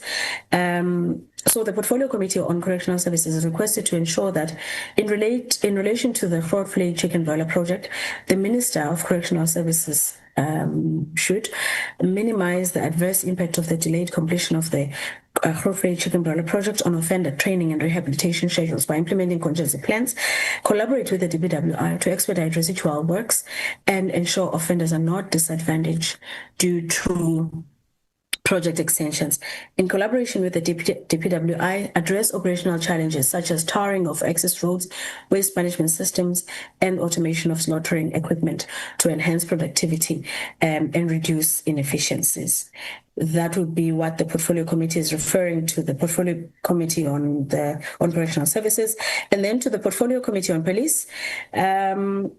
This committee recommends that the PC on Police recommends to, or rather ensures that in relation to the Hout Bay Harbour, the Minister of Police shall develop a dedicated Hout Bay Harbour policing unit in collaboration with the SAPS, DPWI, and DFFE to address crimes relating to poaching, vandalism, and marine resource exploitation.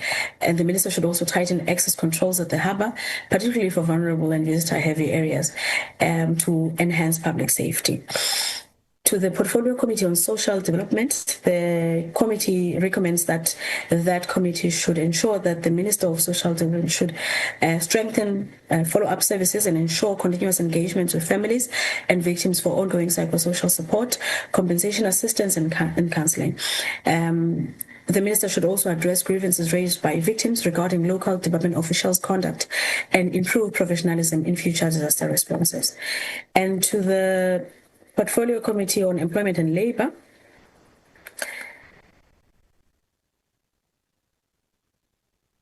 the committee then requests that the Portfolio Committee on Employment and Labour ensures that the Minister shall definitely establish clearer protocols for collaboration across departments, meaning DL, SASA, and DSD, to ensure that the victims' needs, particularly those related to compensation eligibility for foreign nationals, are also addressed efficiently and empathetically.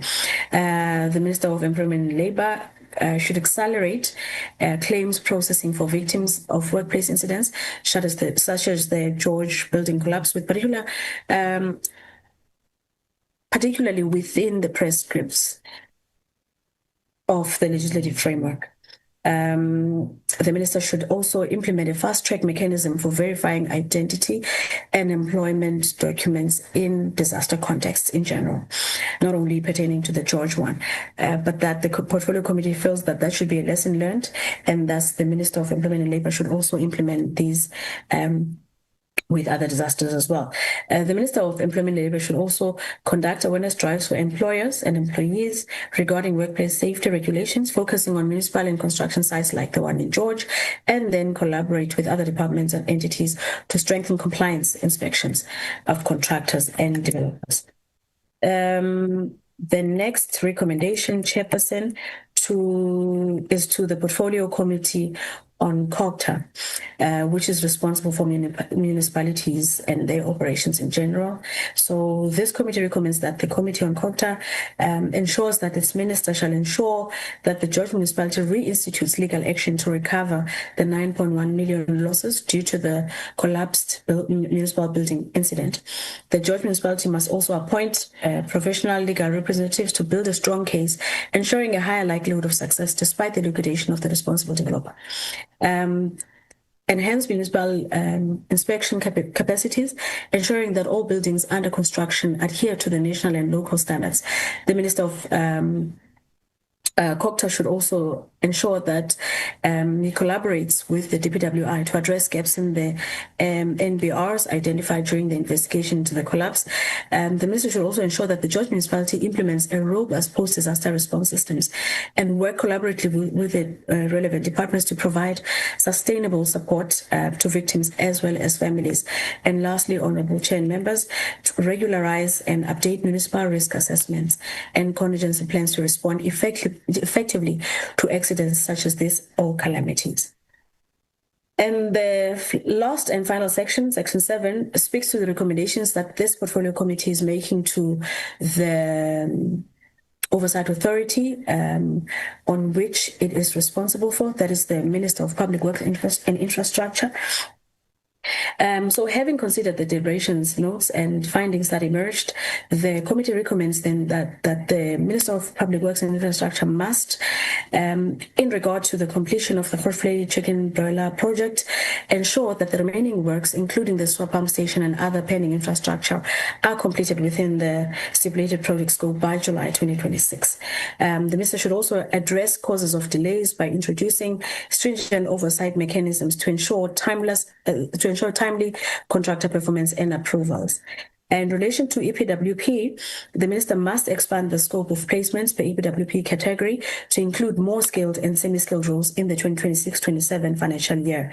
Ensure that the IDT processes payments to NPOs promptly, minimizing the financial inconvenience caused by these delays of stipends payment with immediate effect.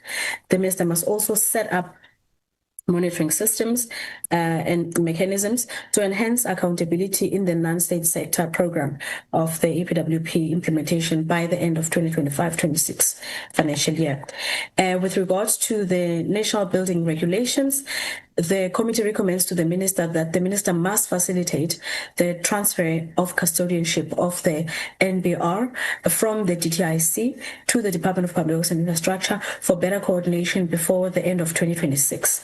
And the minister should also leverage the Council for the Built Environment, CBE, to lead, oversee, and coordinate the revision of the new national building regulations in the built environment sector. And lastly, regarding to the Hout Bay Harbour revitalization and small harbour development, the committee recommends that the Minister of Public Works must implement standardized list processes with clear communication and prioritization of local or community-based beneficiaries for Hout Bay Harbour and other proclaimed fishing harbours before the end of 2026. The minister must also conduct a feasibility study and improve listing tariffs, aligning them with market-related rates, while ensuring opportunities for small-scale fishers and cooperatives by the end of the 2025-26 financial year. The minister must also expedite clearing and redevelopment of abandoned, vandalized, or dilapidated buildings within the harbour precinct by the end of the 2025-26 financial year, because this was also raised as a very big red flag by SOPs. And as the committee could see that this could not wait any longer, especially when it comes to the clearing of the dilapidating buildings. So that's why we've literally placed the 2025-26 financial year end as a timeline for this particular recommendation. And while on this one, Honourable Chair, the Minister must strengthen security measures through phased upgrades, including access control, CCTV installation, and illumination of critical areas by the end of the 2026-27 financial year. Second last, the minister must establish regular interdepartmental coordination meetings between DPWI, DFFE, SAMSA, and SAPS for streamlined harbour governance. This is an ongoing recommendation, which is why it does not have a timeline. And lastly, Honourable Chair and Honourable Members, the minister must formalize a multi-agency operational framework involving SAPS, DFFE, and other relevant stakeholders to improve intelligence sharing and operational readiness at coastal precincts like the Hout Bay Harbour by the end of the 2025-26 financial year. This really does not need a budget, it just needs a coordination, which is why we've placed the 2025-26 financial year as a realistic timeline. And in conclusion, Honourable Chair, the Portfolio Committee on Public Works Infrastructure emphasises the need for interdepartmental cooperation, transparent governance, and community-centred interventions to address the challenges identified during the oversight visit. Immediate action is necessary to mitigate risk, rebuild trust with affected stakeholders, and ensure long-term infrastructure and economic growth for the Free State, Western Cape, and the nation at large. The report is then proposed to be considered by the House. And Chair, this line over here is basically the committee's instruction to the House, because if we say report to be considered, it means the House must consider and debate the report for further processing. And if we say the report to be noted, it would mean that the House must just note the report and not do anything about it. However, after this, if the committee specifies that the report needs to be considered, it basically means the House must consider, debate it, and then thereafter the Speaker must take the recommendations and send them to the relevant portfolio committees through ATC documents, and then the recommendations to the Minister of Public Works to be also sent through within 30 days of the tabling of this report to the House. Thank you, Honourable Chair. That should be all from my side. Thank you, Nola. The report must be considered. I agree with you. Honourable members, there is the report. Can I get an indication from your good self to discuss and consider it as it has been said with its conclusion from your good self when you raise a hand, or I'll do the normal process. I don't know, honourable members, you want to raise a hand?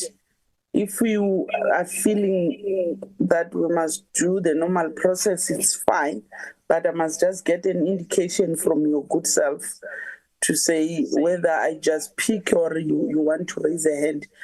You must speak into all the three oversights that we went through.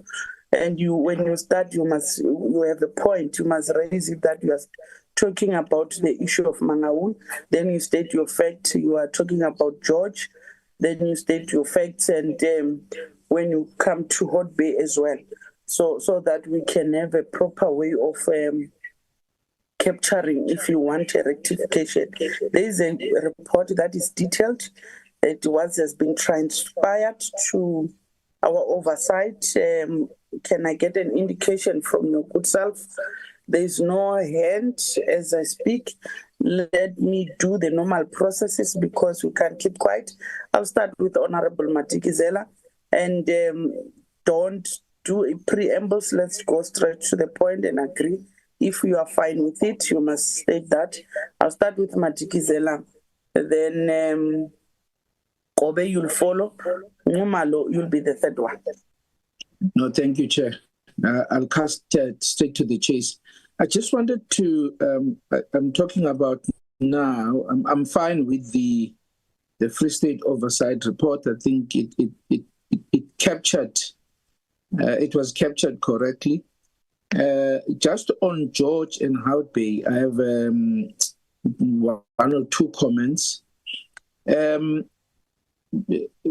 Chair, I want to find out from Nola whether the figure of 9.1 million is accurate, because I think I had a figure of 9.3 million, which is owed to the municipality by the contractor. So that's the first thing. I just want to get clarity.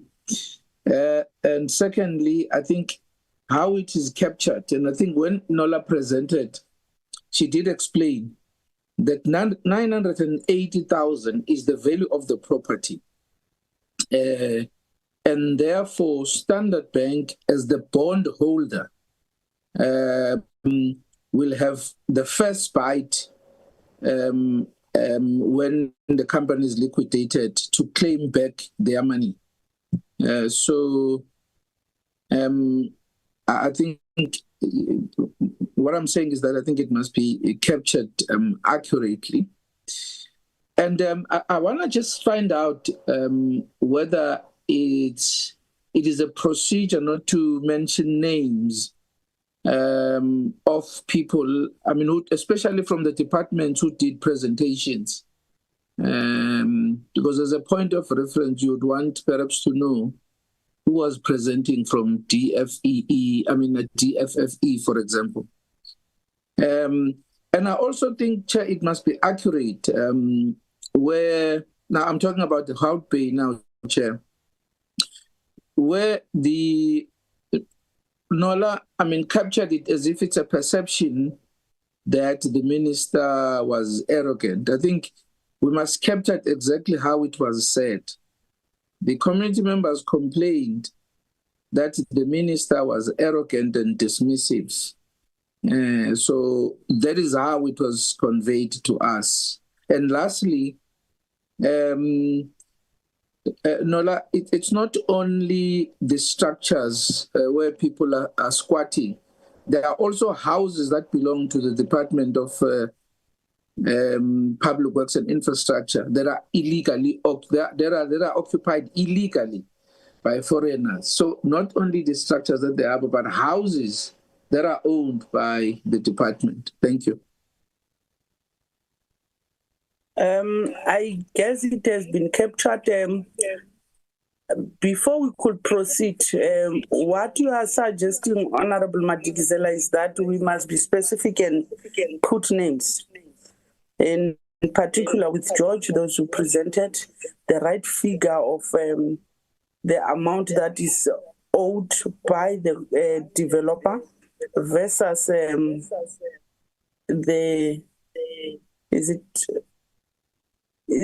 you rectify me, is it the amount that is owed to the municipality versus the amount? Okay. Yes, Chair. The amount that is owed to the municipality, the property value, and the amount that is owed to the bond holder, which is Standard Bank, etc. I think it's going to be important that those figures are captured accurately. Yeah. Now the 13,000 that is owed 13 million. 13 million that is owed to Standard Bank. Yes. Plus our 9 point something that for the municipality. No, it's fine. I think that one will be captured. Moving to issue of Hout Bay. Yes, indeed, I want to concur with you. It does not need Nola to come and rectify. We were there. Yes. Maybe what needs to happen is that Nola must mention on the report. It must be clear that it is the former minister that was there, who was arrogant, who have raised things like there's no democracy, has enforced his own committee. I think that's how you want it. It must be named like that, the way they spoke to us. Yes. Sorry, I don't mean to, because we are reflecting on what people said. Yeah. I mean, it's not for us to try and interpret what they said. We must say it as it is. That's the point I'm making. Thank you, Chair. Yes. No, Nola, we just have to include your point names.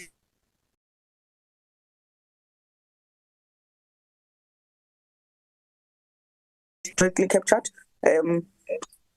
Yeah, I think Nola, do you want to, before we move, so that you must not be confused, or Yes. much? Can you come in?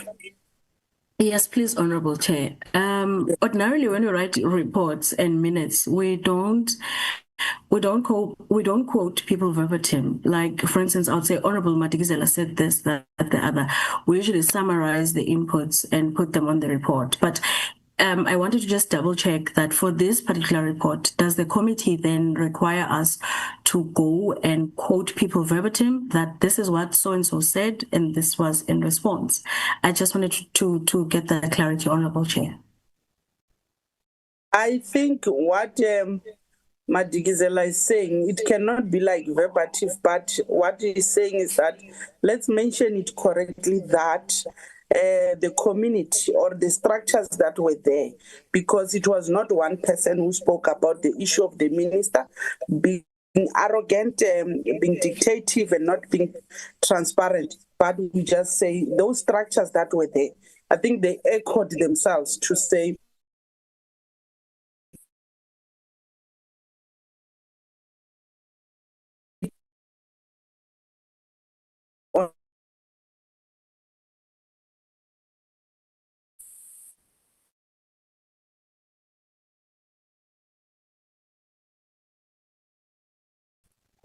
I lost Oh, okay. Yes, Madigizela, you can come in the meantime. No, I thought we lost you, Chair. No, I get that. I mean, what I was making an example that perhaps people who presented from different departments, Nola, I'm not saying they must be quoted verbatim. You can just say the presentation from DFEE was done by Mr. So-and-so. Because I think for the record purposes, you would want to know exactly who's responsible for what in a particular department, even in future. Because I think these records are also for us for future references. I think that's the point I'm making. Just to say, Mr. So-and-so did the presentation from social development, not necessarily to say exactly what you say or quote in verbatim. I understand that when you do the minutes, you summarize, and that is acceptable. But I think on an oversight, I think you'd want to know, you want to have a record of people who did presentation from, different departments. And so I think that's the point that I'm making. I hope it is clear. Honorable Kitape, I saw your hand up before. Yes, Chair. I don't know if maybe I'm understanding this differently, what Honorable Madigizela is raising, but I would have assumed that because the presentations that we get in our briefing meetings before our actual oversight has got the names of the people who present or who make presentations, maybe that can also be made as a reference, not necessarily to be put on the report itself, because the report itself is supposed to give us an overview of our oversight, but who makes presentations is sent to us prior to the presentation and prior to the oversight. So maybe if Honorable Madigizela wants to make easy reference, he can just always go back to the documents that were sent to us prior to the oversight, because it has all those details that he needs to be put in this report. Bobe? Thank you, Chair. Chair, I think I echo the sentiments of Honorable Letlape that I don't think necessarily having Mr. So-and-so being specifically pointed out that he presented would, I don't know, would be appropriate. I think, as Honorable Letlape has mentioned, the reports that do come to us tell us the title, the position that they're occupying, and who they are. I think the report should just capture the essence of what was communicated to us, or during the oversight. Don't think as to who said what, that is of paramount importance, Chair. Because anyway, the presentation could have been done by different people from the reports that were sent to us. I don't think that that has any material impact on the report itself. Thanks, Chair. Nola, I think it's on my side that I got a different view from Madikizela, that maybe he was referring on the issue of the arrogance. That one must be captured in a report, that the stakeholders that came, or community stakeholders that came, we gave them a chance to speak on behalf of their different organizations. This is the matter that they've raised with regard to the Minister of DFFE, which currently is the former minister, is not the current minister. I think that one must be captured. But on the issue of presentation, I'll want to concur with the two members who said, let's do a referral with the presentation that came to us prior. It is fine. Thank you, Nola. Then let's move to Honorable Kobe as you are the second one. Then we said Numalo will be the third one. Thank you very much, Chair. Chair, I don't think I have any specific issues to point out within the reports. I think the reports were well captured, particularly the one for DCS, where we went to visit the chicken broiler in Grootfontein. I think that was very, very well captured, including the numbers as to how many would be bred, and the financial or cost implications thereof. In terms of South Bay, I was not there, Chair, so I do not have any inputs regarding that. But over and above, I think the report was very well captured. So well done to Nola, really excellent job. And I think with regards to the previous amounts that Honorable Madikizela was making mention of, I do believe that it is the correct figures would be 9.1 million that the municipality is owed by the developer, essentially, that went to their cost recovery efforts. Thank you very much, Chair. Honorable Numan. Thank you, Chair. I would like to concur with my colleagues that indeed this was captured correctly. I don't have any problem with the whole report.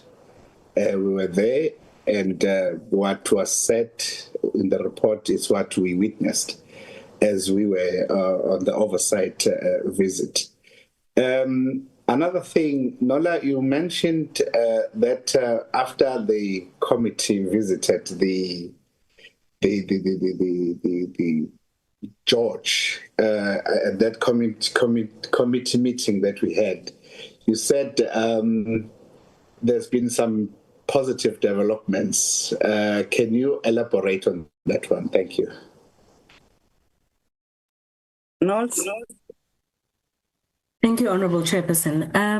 If honorable members remember, on the day just after the public hearings, I delayed having to go to the transport because I was liaising with the colleagues from DL and DSD pertaining to cases that were aired during the public hearings at that time. So we thus managed to get, specifically Mrs. Sindelo, the one who pointed out that she did not get any assistance from either of the departments. So she was then able to hand over her bank details immediately at that point to the DL, and I was advised when I followed up again on Friday, I think we want to join on Thursday, yes. On Friday, I was advised that the first tranche of payment, which was the funeral benefit was in the process, had been approved as a payment. So it was supposed to go to finance by this Monday for final approval. But there was a promise that by the end of this week, that payment would have been done to her. Secondly, because she did her, because she submitted her UIF claim in Colesberg, which is where she originally comes from, because she had gone home for the funeral and all of that. So after the funeral, she submitted her hard copy claim form in the Colesberg office, which then indicated that they need the bank details as well. And she also reiterated that she submitted those documents. She doesn't know why that office still indicated that they didn't have.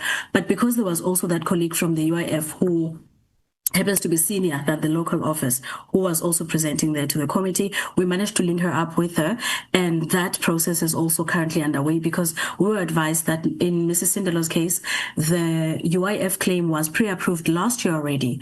It was only the bank details that we needed, and we don't know up till today why that office did not manage to call upon her to just verify her bank details. So there's also going to be, with the compensation claim as well, they did promise that they would be processing those claims before the end of this financial year, before the end of this year. So we'll keep following up with the other cases as well, because we requested some reports. I remember the committee requested some reports, and the DL colleagues promised to forward those reports at least before the end of this week, so that we can see whether there's any progress that's taken place after the committee has visited.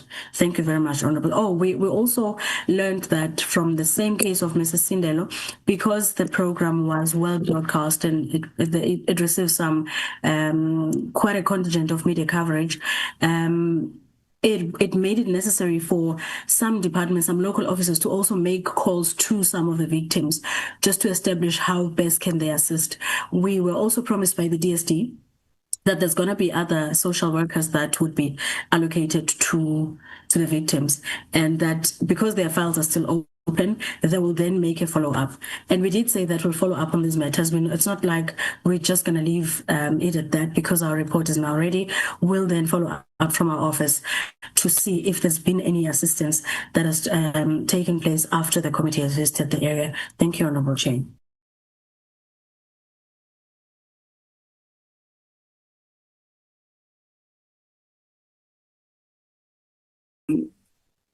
Clarified? Yeah, yes, no, this is well clarified. Thank you, Nola, very much. This is very much encouraging to hear that there's been such a movement, that our visit was not in vain. People have been assisted, and yeah, this is very encouraging. It's a positive development indeed. Thank you very much. Honorable Bath, followed by Mahlangu, then Letlape. Thank you, Chair. Colleagues, I hope that there's not too much background noise. The parliamentary Wi-Fi was not great, so I've moved off the precinct. Yeah, and just to thank you to Nola and the team for capturing the report so well. My first input would be on page 13. It's just also to see clarity on the figures that are indicated there on the first bullet point around Standard Bank and the amounts, but I think Honourable Madikizela has covered me there. Then on the same page, Chair, under point B, the last bullet point there, where it speaks to the safety officer abandoned the site about a month before the building collapse. This was after he had on numerous occasions raised red flags on matters of non-compliance on site. However, all his warnings went unattended. I think, Chair, it would be important for us to clarify to whom the safety officer was raising these concerns to, because if we don't indicate that, it could be quite ambiguous. And Chair, while I was reading that, I thought... Honourable Bath, are you still with us? Yes, Chair, can you not hear me? Yes, I can hear you. On the report of CBE, it was...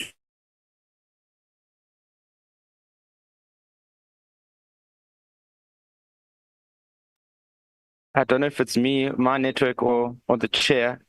I can't hear you, Chair.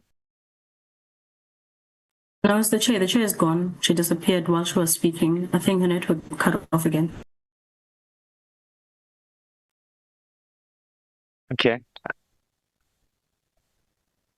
Maybe I can just continue in the meantime, if that's okay with Honorable Nkosi.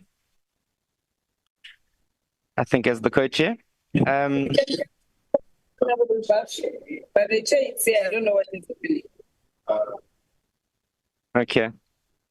Colleagues, I just wanted to, I was just thinking on this item, you know, if you put yourself in the position of a safety officer on any construction site, whether it's a government construction site or a private construction site, I think there needs to be some form of education or I want to call it education that safety officers in such situations must know that they can approach a municipality or local government authority to highlight issues or red flags, so that that local authority can then intervene. I think in this case, the safety officer, although they reported issues of non-compliance, it was reported to the developer or the contractor, and maybe not necessarily the municipality. In which case the municipality could have intervened earlier. So that's just a general recommendation that I think needs to be made through the national building regulations. Yeah. So that was that. I just quickly want to scroll down. I wasn't part of the correctional services oversight, so I won't make any inputs over there. But I do want to indicate that, Nola, with regards to the actual public hearings, I didn't see anything mentioned about the memorandum that was handed over by the victims or the representative of the victims, and I'm not too sure whether that should be included in the oversight report. It was something that was formally tabled and given to all of us as members, but I don't see it mentioned there. So that would be they could maybe be added on page 17. And then my last input, colleagues, was around the Hout Bay Harbour visit. The issue of on page 23, Nola, I think we can just include the issues of the sewage spills, the sewage concerns, and the pollution of the water that is used by the community and those that are swimming in the water there. I know that there is a recommendation around the sewage concern, but that was raised in the meeting before we went on the actual oversight. So I think maybe just one bullet point about the sewage.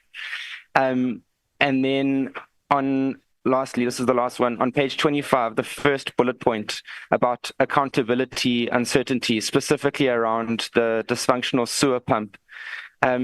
Colleagues, I do believe that although the issue exists within the harbour precinct, sewage and water does form a part responsibility of the local government, in this case, the City of Cape Town. So I do think that it would be a good idea to include something in there regarding whether or not the City of Cape Town has any role to play in the sewage situation.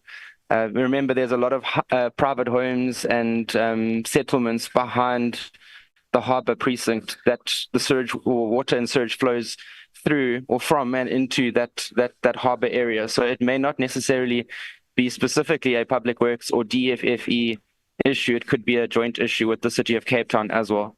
But those are my inputs. Thank you. Thank you, Acting Chair. Nola, do you have anything that you want to clarify? Yes, Chair, just regarding Honorable Bot's very last point regarding the sewer. Am I correct if you are recommending that we put one of the recommendations that we're forwarding to the Minister of COGTA through the PC on COGTA to look into that area through the City of Cape Town?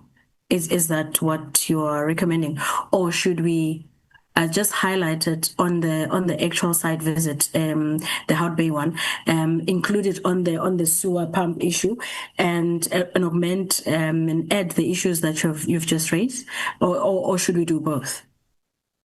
Chair, if I may perhaps just make the suggestion that we don't necessarily capture it under the the COGTA Portfolio Committee section, but perhaps we just request where it is currently captured that the Department of Public Works clarify whether or not there's any required involvement from the City of Cape Town, considering that that sewer and waterworks in the case of a metro falls under a municipal or metro mandate as well. Thank you, Chair.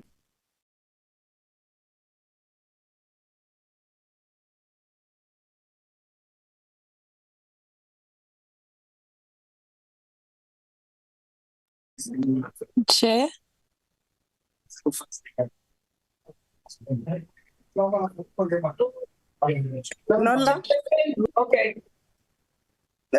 Mankos, is it you? No, it's Honorable Letlape. I was checking that you are in so that I can continue. It's Likape. Thank you. Okay. Letlape, you can proceed. No, thanks very much, Chair. Let me really congratulate Unola. She really goes out of her way to ensure that we come out with a solid report. And I think this is a well-structured and informed report from our oversight. So let me welcome this report. I just want to, Chair, under the first day in George, I just want to maybe change the wording where it says the safety officer abandoned the site. I don't think the safety officer abandoned the site. I think he recused himself after he had followed the legislative protocol of informing the developer about some of the defects that were happening on site. And after everything he has raised and nothing has been done, he decided to recuse himself from the site. Because when we say he abandoned the site, it means he just ran away. And he was running away from taking accountability as a safety officer. Maybe the wording should be considered. And then I completely agree with Honorable Bath on the issue of legislation, that in as much as it's a recommendation that safety officers have got a right to go to municipalities and inform the municipality and not just the developer, maybe it should also be considered when we consider reviewing certain legislations and shifting mandates from one entity or one department to another, to look into who the safety officer must report to. And outside of just reporting to the developer, who is a private person outside of the local authority, there must be that responsibility from the safety officer to give those reports to the local authority as well, as the direct and most closest authority to where they'll be working from. And Chair, I think the second day in George, the public hearing, I don't know, maybe the report should also just reflect that the public hearing was also informed by the fact that the president made a pronouncement that the victims of that George building collapse are all going to be assisted. And that public hearing and that oversight was also based on that, to also go and check if the pronouncements of the president had been implemented. Because the president made that pronouncement, and that is why everyone in that public hearing expected to be held outside of whether they've got legal documents or not. The impression that the president gave was that everyone is going to get assistance, and the legality of them being in the country and the legality of their documentations will not necessarily be looked into. I think we must just be as honest as possible that someone also misled. It was not just departments that misled these victims, but someone with higher authority also misled these victims and gave them an impression that they will get the absolute assistance from government and they will get as much assistance as they can. But I would also appreciate if the report can reflect that social development misled Parliament. I see in the report it says that the department says this, the victim says this. Ultimately, we picked up that the department misled Parliament. They said they did work and they did not do work, because we asked those victims and those families affected on the spot in their presence, and none of them disputed what the victims were saying.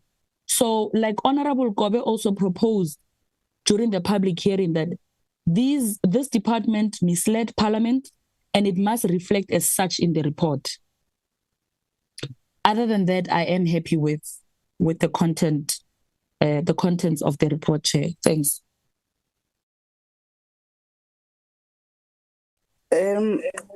Nola, did you capture the part of DSG misled Parliament? I think that's the part that needs to be included very much. But I want you to, I don't know whether because I do have a problem with network, the part of the promises which led to victims and their families in a bad way, but on my own is that yes, the president went there and said everybody, irrespective of their nationalities, will be assisted, but he did not say subject to, it did not indicate subject to documentation, but it was just a statement. What we got from the officials, they said, with all the documentation that they are requesting, they seized them. The only thing that they wanted is a documentation, identity document, which is your ID or a passport. The Lesotho nation person nowhere to be found. The only thing is a letter, and the letter does not have a face. The letter does not, it's not like an identity, but therefore with other nationalities where they are in a position to submit, like the one of Ngube family, who said we have submitted, even though their documents were expired, they managed to bring a passport that is expired, an ID. Officials confirmed that they are going to make a payment. And we even asked them, after how long, give us a time frame. They said the documentation is on the system. What we are waiting for to establish is to check the beneficiaries of the deceased. They only want that family to provide with the documentation of the beneficiaries, and bank statements are there so they can process within 2 weeks. So I wanted to clarify that, but I will also want you to give me a clarity. I did not get it in that part when you were speaking, Honorable Lekape, because my network does fail.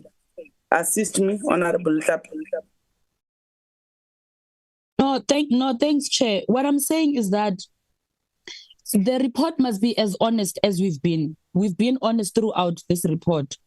And what I'm saying is that when the incident happened and the president went to the victims, to see the victims and the families affected, the president made a pronouncement and said that everyone is going to be assisted. Now, that created an impression that despite the legalities of the documentation and the legalities of the people who are in this country, everyone is going to be assisted. So it must be reflected in the report that the public hearing was also a follow-up on the pronouncements of the president. The committee did not just go there to see whether or not the building collapsed. We know the building collapsed, but there were pronouncements made prior to our oversight. And ours was also to ensure that those pronouncements had been implemented. But what we picked up is that the president made promises that cannot be kept. They can't be kept. He assured everyone that everyone is going to get assistance, only to realize that there's certain individuals who are not going to be able to get assistance because they don't have documentation, because their documentations are not valid, and all sorts and all manner of things. So it must reflect that the president made promises that cannot be kept to victims, to survivors, and to families affected.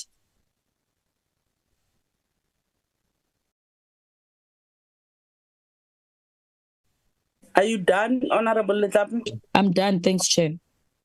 You may lower your hand so that I don't see like it's a new hand.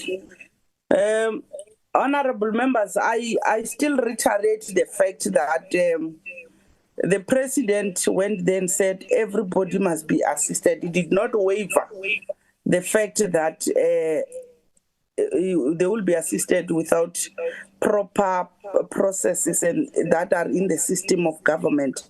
And what is good that I see is that even though all of them, the report says all of them, they did not even have a working permit. Only one who had a working permit, and by the time of the incident, that working permit has expired, meaning they don't even qualify to get what they were supposed to get because it on its own, it's called they are illegal immigrants in the country. But with the fact that the president has said that the department or the government have waived the part of saying they are illegal, they are being compensated. That's how I understand the fact. So the compensation on its own, we don't want to get into a fact where human commission will have to come and question us as if we are not human. But I wanted to make clarity that on my side, and as we have said, even themselves, they've raised it in the public hearing. Yes, the president has said everyone will be assisted. And to my knowledge is that they are assisting everyone. What they are requesting is identity document. And if you don't have an ID and a person will just write a letter and bring it, how will the state verify that particular person? So that is my understanding. You can't give a person without an ID. What they are requesting is your bank statement and your IDs wherever you are coming from, irrespective. They even said go and look for the expired ID. According to their explanation, go and look for an expired ID or your passport, then we'll assist you. Unfortunately, with the incident of Lesotho, they could not find it. Chairperson, one last time. It must be put on record in this committee meeting that the president made a very reckless statement and reckless promises to those victims. Because what you are saying is not correct. We were there in the public hearing when the people from Compensation Fund, when the people from UIF gave us responses to say there are people who we are not going to be able to assist because they don't have the proper documentation.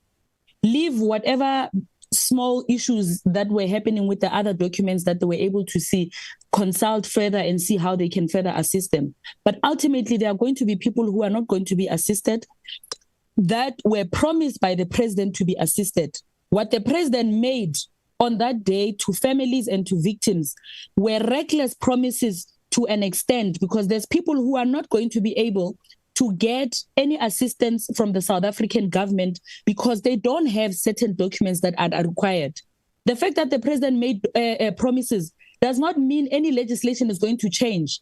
There's certain things that needs legislation to be put and for legislation to be implemented. And what the president did, he made promises without considering the legislation of this country. That's what I'm saying. He made reckless promises to the victims, and that is why some of the victims are so angry towards the government, because they were given an impression that they are going to be assisted despite anything that they are going through, whether it's documentation, whether it's they are not here or legally or otherwise. So that is what I'm raising. That's what we also picked up from the oversight, and it must reflect in the report as well. Thanks, Chair. Honorable Pilasande Mkhize. Sorry, Honorable Chairperson, can I please have a follow-up on Honorable Tlapa before she moves?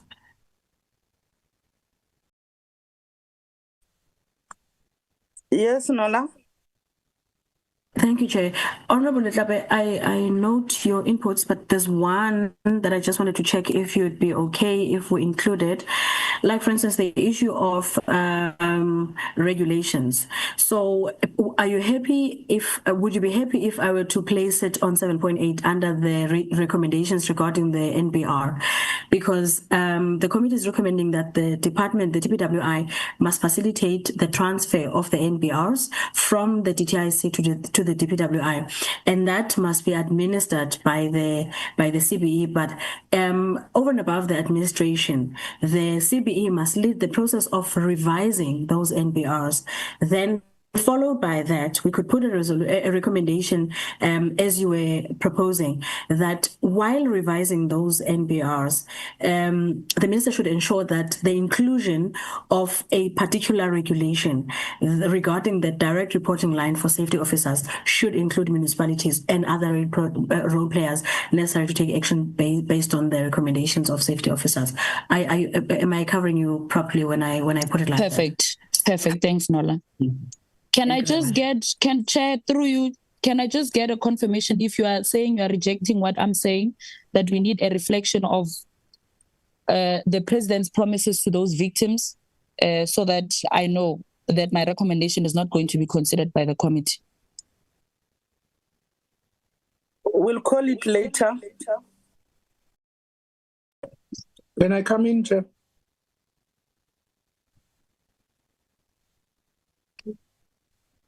Finalization and adoption. Mkhize? It's Matigizela.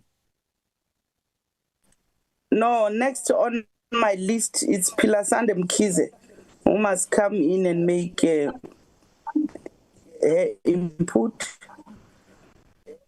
Then will be followed by Mahlangu. Actually, it was supposed to be Mahlangu before Letlape, according to my list, the way I called in that order. Thank you, Chair. No, Chair, I actually want to agree with Honorable Letlape.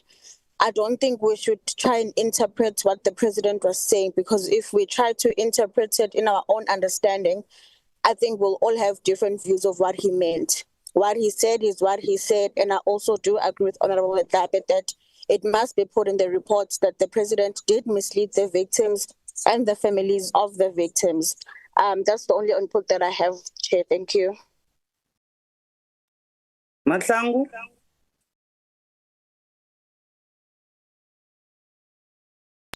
Thank you very much, Chair. Greetings to yourselves and all members of the Portfolio Committee. I think, Chair, extensively, my fellow committee members have covered me. I agree with the reflection of the report. Thank you very much. Honorable Nkos?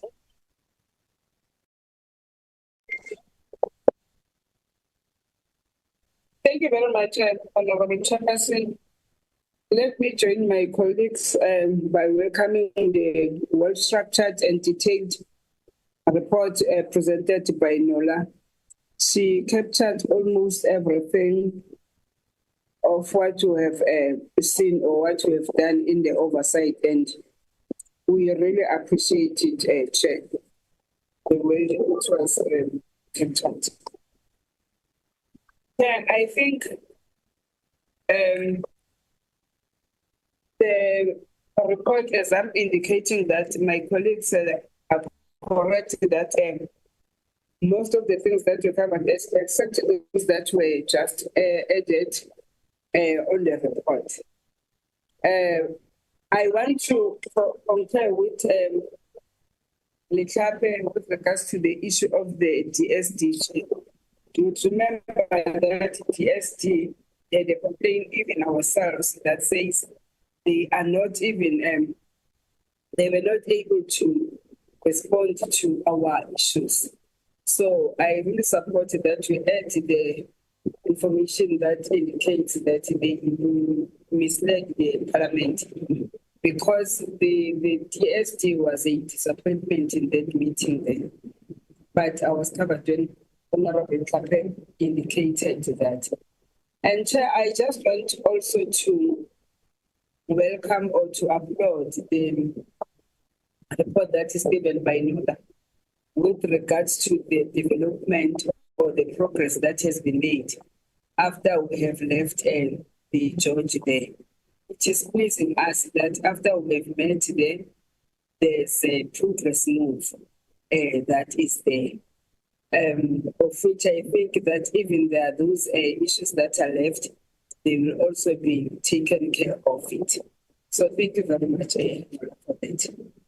Lastly, Chair, I just want to say to you, before I close, we really thank your leadership. This committee is very much united. And I like the statement that you always use to say, you don't want us to, when we debate issues, we become politicians, but we think we discuss things under a thing that says we are a portfolio committee. We belong to different political parties, but here we are portfolio committee members. And indeed, it is displayed by this committee. I just want to say thank you for that. And thanks as well to my colleagues, the way we are treating one another, the way we are doing things. It shows that we understand what is that we are coming from. Because we know for the fact that we are representing the community of Mzansi, not us. So we can really improve on what you are saying, or for what you are doing. Thank you very much, Chair. Honorable Madikizela, you may come in. No, Chair, thank you. I just want us to be very careful here, Chair, of making our own interpretation of what was said by people that we did not witness saying these things. Now, here's the difference.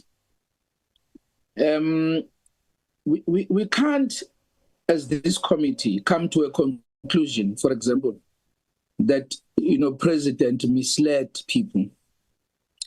We can conclude, though, that DSD misled people because on our visit, we were able to cross-reference what people were saying and what they were saying, and then we can come to a conclusion as to who misled who. President made a statement. I mean, personally, I was not there. I heard that statement. But I think we must reflect, this report must reflect what people said, not our own interpretation. People did accuse the president. I mean, people did say that the president promised them that they'll be held, irrespective of their nationalities. And that is how we need to, this is how we need to report when we put this report together. Because unfortunately, the president was not there to contextualize what people have said. So I just wanted to say that, Chair, this report must reflect what people said, not our own interpretation. We can make our own interpretation where departments were there and people were there. We were able to interact with both people and departments were there, and we can come to our own conclusion after having evidenced who was really misleading who. So that is my conclusion, sir. And Chair, I think we must really deal with this matter like that.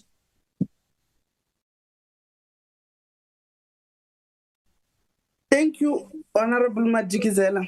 I think, honorable members, we deliberated on the report, and I want to also reiterate what I've said, that when we were at George, the speaker or a community member, or be it the bereaved, one of the bereaved, said to us, the statement says, the president has promised to assist everybody, irrespective of the nationality. And it ends there. I want to concur with Madikizela. I was not there when the president was saying it. I don't have a role to interpret what he's saying or what I understand from that. And I've tried, even previously or earlier on, to say, according to me, everybody is being assisted.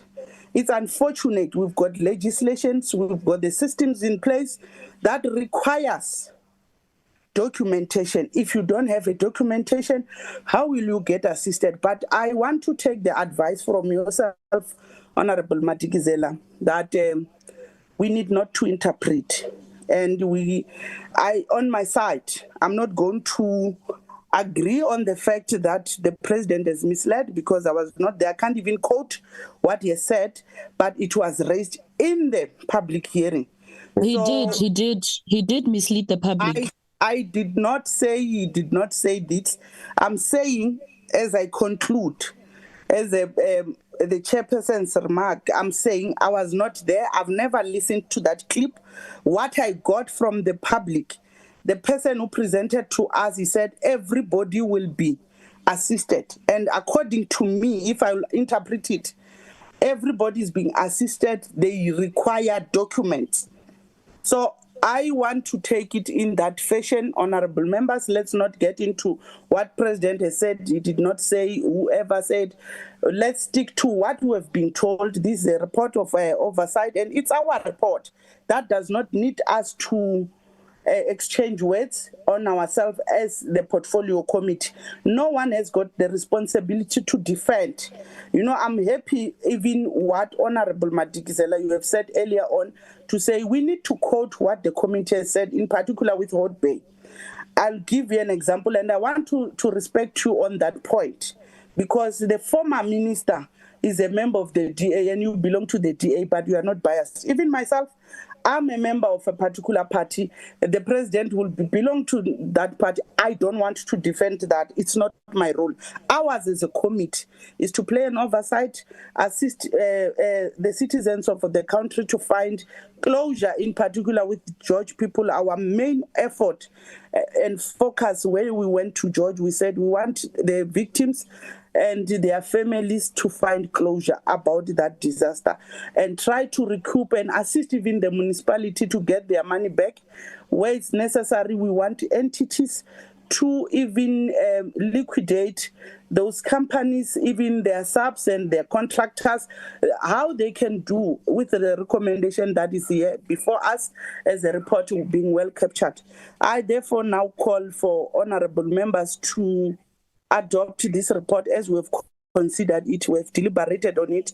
I call upon yourself for an adoption of this report in that manner, honorable members.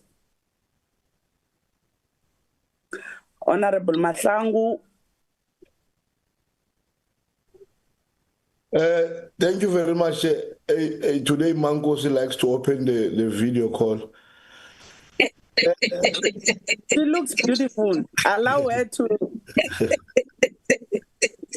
I stand to propose the adoption of the report with all the rectification that have been made. Thank you very much. Thank you. You may lower your hand. Second to that, I see the hand of Honorable Nkosi.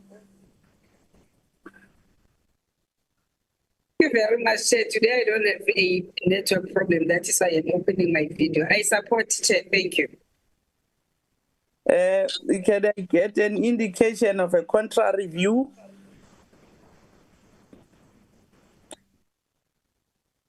In the absence of none, we'll debate it in the House. Thank you. In the absence of none, the report will be taken to plenary and it will be debated in the House. As Nola have said at the end that it's written, be considered. Therefore, it will be debated in the House and the Speaker will also do likewise to take it to the relevant department for our people to get justice, our people to get what they deserve. Honorable members, the next item on the agenda is the minutes of the previous meetings. You'll remember we had a meeting where there was the medium-term budget where I had to request you and rush back. There was a meeting a day before where there was the DP's questions. We also did not do, there were 3 sets of meetings and they were sent to you before. Can Nola present those minutes according to their dates? Thank you, Chair. The minutes that are before the first set of minutes that is before the committee for consideration is the minutes of the meeting that was held. It was actually a joint meeting that was held between the PC on PWI and the PC on Human Settlements on the George collapse issue. This was held on the 5th of November on the virtual platform. Thank you, Chair. Honorable members, there are the minutes of the joint that we held with the Human Settlement virtually. Can I get an indication of an adoption, Honorable Mahlangu? I adopt, Chair. Seconder? Honorable Nkosi, second, Chair. Honorable Nkosi, second. Honorable Kobe? Chair, it doesn't reflect that this committee shouted at the mayor. I'm joking, Chair. We accept. It's a true reflection of what happened. Thank you. Do you have a contrary view? In the absence of none, I request Nola to move to the next set of minutes as the 5th November minutes has been duly adopted. Thanks, Chair. The next set of minutes that is before the committee for adoption is the minutes of the meeting that was held on the 11th of November 2025, physically at the S26 venue in the NCOP building, where the committee was briefed by the DPWI on outstanding legislation. Thank you, Chair. Honorable members, the minutes of the 11th that was dealing with the legislation, Honorable Matikizela. Chair, I raise my hand to adopt the minutes. Thank you, Seconder.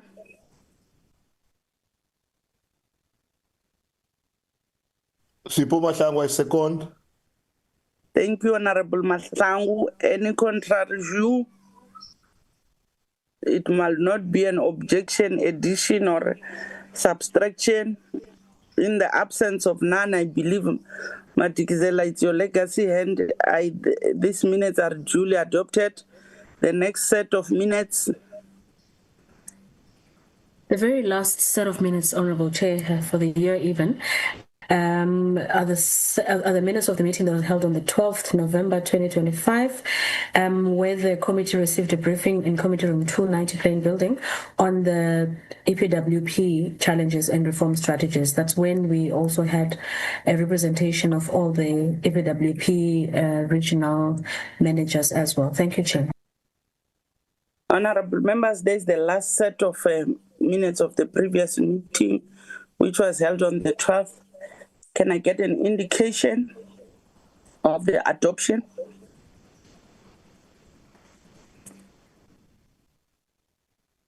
Bath, have you boycotted? Have I what, Chair? Sorry? Are you on a boycott? No, I'm not.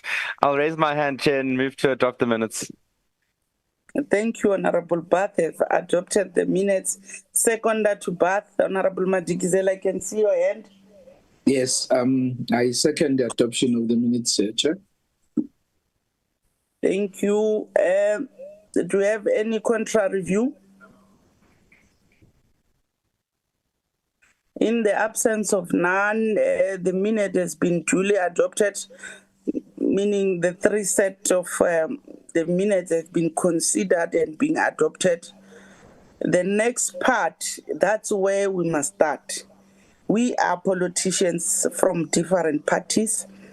The next item, I will call upon parties. Allow me to call it in that way. It is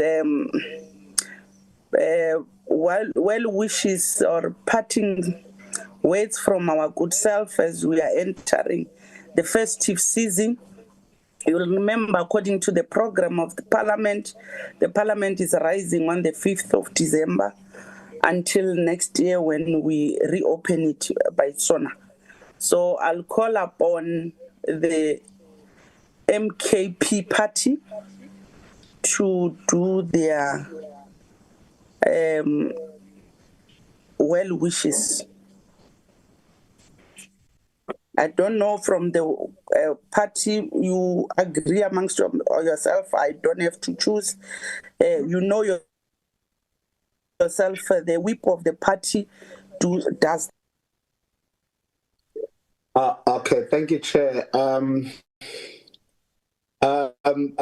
I just want to say to all the members, the Chair and all the members, the supporting staff, thank you very much for the support you have given us as the MKP. We highly appreciate everything that has been done and has been achieved. There's been some challenges along the way, but we've managed to sail through.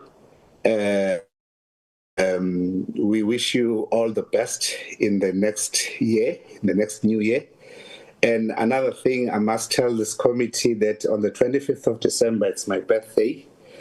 All the best. We wish you all the best in your new year. Thank you very much.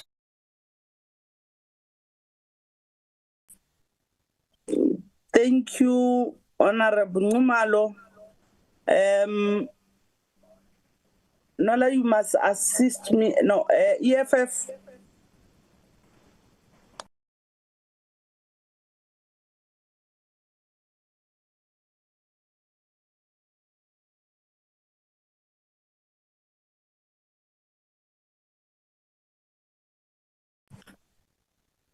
EFF, it's your turn, Honorable Letape.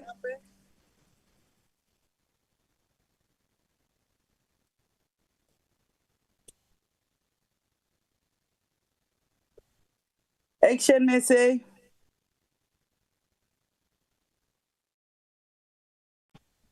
Thank you very much, Chair. I hope I'm audible. Chair, this committee has been through a lot throughout the year. And I'd just like to say to my honorable members, really thank you. I think we've been through a lot of tumultuous times, but also I think a lot of productive times as well.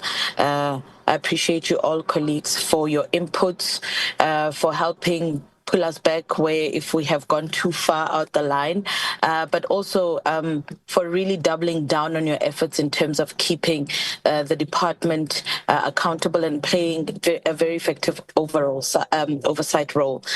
To the staff of this portfolio committee, your work really is commendable, and I think you have done a sterling job in terms of supporting us, particularly the content advisor, the secretary, and Stavi in her absence, who unfortunately is on leave, and Inez as well. I think you have done a sterling job, especially when I look back in terms of the strategic sessions, and I think those have helped guide us to reach some of the objectives that we wanted to in the beginning of this quarter specifically.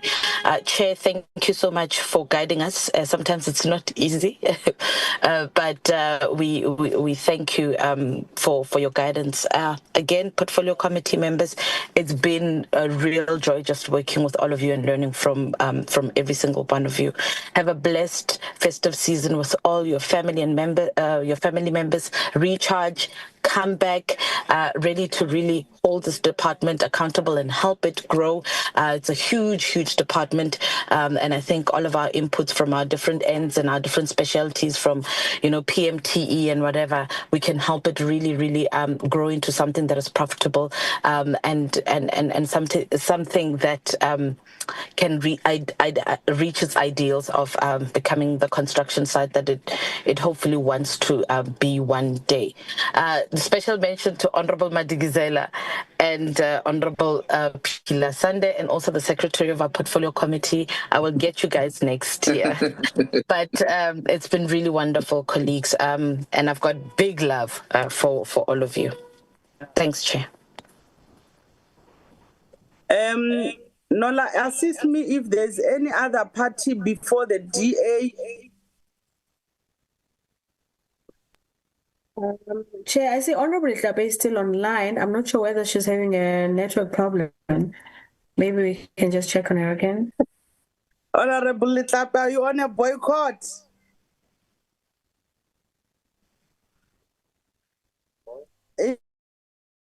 Honorable Tape, I'm passing. I'm not going to come back to her again. Honorable Tape.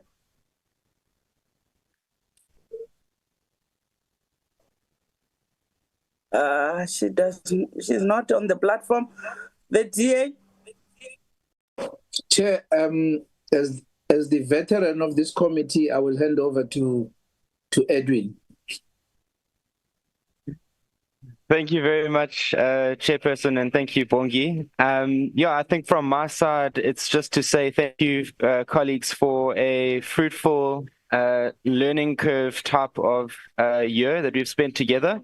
I must say that I'm very grateful to be on this committee with each and every one of you. And as Honorable Corbe said, I think as an individual, I've learned a lot from each of you. Thank you, Chair, for holding us together, and a big thank you to the support staff for all of the hard work that you all do in the background. From a personal side, I ask for the forgiveness of those of you who I've provoked over the year. Please, as Chairperson always says, please note it is not personal. It is just it's just part of business. But yeah, I'm really looking forward to some downtime. And as Honorable Corbe said as well, colleagues, we must come back with fresh energy next year to help take this department to new levels of performance. There are massive challenges, but I think as a committee, we are slowly starting to streamline the ones that are the most critical for us to intervene on. And I think that we are making progress, and we are on track to hopefully reaching a point where we reach the end of this term, we'll be able to look back and say that we've done something for South Africa and that we've done it together. So let me wish you all a very festive season, and I look forward to seeing you all back refreshed and good health in 2026. Thank you very much. Thank you, Honorable Bart. I saw there was a hand of Ngobo. You can open up your mic and talk to us, Ngobo. Thank you very much, Chairperson, and greetings to yourself and the honorable members of the Portfolio Committee. I just wanted to, I was raising my hand just to say there is a member which the Chairperson was skipping, not necessarily deliberately. Yeah, that's all I wanted to say, Chair. Assist me. Which hand that I skipped? That's why I. It's my hand, Chair. Your hand. I mean, it's the party, I should be saying. It's the party that you skipped. Yes, the party. Yeah, well, Chairperson, no, I didn't want to come last.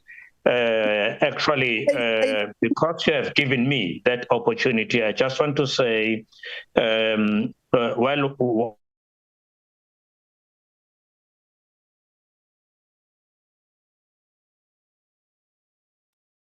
Apologies, Honorable Ngobo. Can you please unmute your mic again? Oh, no. Okay, thank you. I just want to say, I was saying, I don't know where to start, but I was saying, well, one is aware of the challenges this committee is having. It's not all roses, but go straight to what you are asking for in this item. Is that one is wishing all the members, yourself, Chairperson, and the members a good festive season, and encourage leaders to take a little rest. I know that politicians do not rest. I just wanted to say something along those lines. I won't be long because, well, the last party has spoken. Thank you very much, Chairperson. Thank you, Honorable Ngobo. From the IFP, my apologies, my humble apologies, Honorable Ngobo. Allow me, without any disrespect, and agree that I did not go according to the order of Parliament in terms of the majority or the leading party. But let me give an opportunity, Honorable Letlape, again. Let's not take it in a partisan thing like it's a disrespect, but it's a well wishes for our festive. Let's not be too much resistant on that. Honorable Letlape, are you there? Thank you so much, my dear Chair. Thank you so much, Chair. Let me let me take this opportunity to thank you and to wish all members of the committee a beautiful and prosperous festive season. I know this has been a long year, and just appreciate how all members of the committee have been committed to the work that we have been tasked with as a committee to ensure that we do push for accountability, for oversight, and ensuring that the department and all the entities do what they are mandated to do. But I do want to appreciate the working relationship that we have held together, and ensuring that this committee does its work with the dignity and integrity, and with the respect that the public and the South Africans deserve. I want to take this opportunity to wish well wishes to yourselves and your families, that you go home, get well rested, and that we come back next year with energy, with more commitment, with more resilience, and with more eager to hold the executive accountable. We hope to see you next year in good health and in good spirit, and that wherever you are, we must also appreciate your families for allowing you to do the work that not just anyone can do, of always being available to the call and to ensuring that we protect the properties and the state in a whole. We hope to see you soon, and soon, I mean not in next year, I mean before the end of this year. We hope to see each other.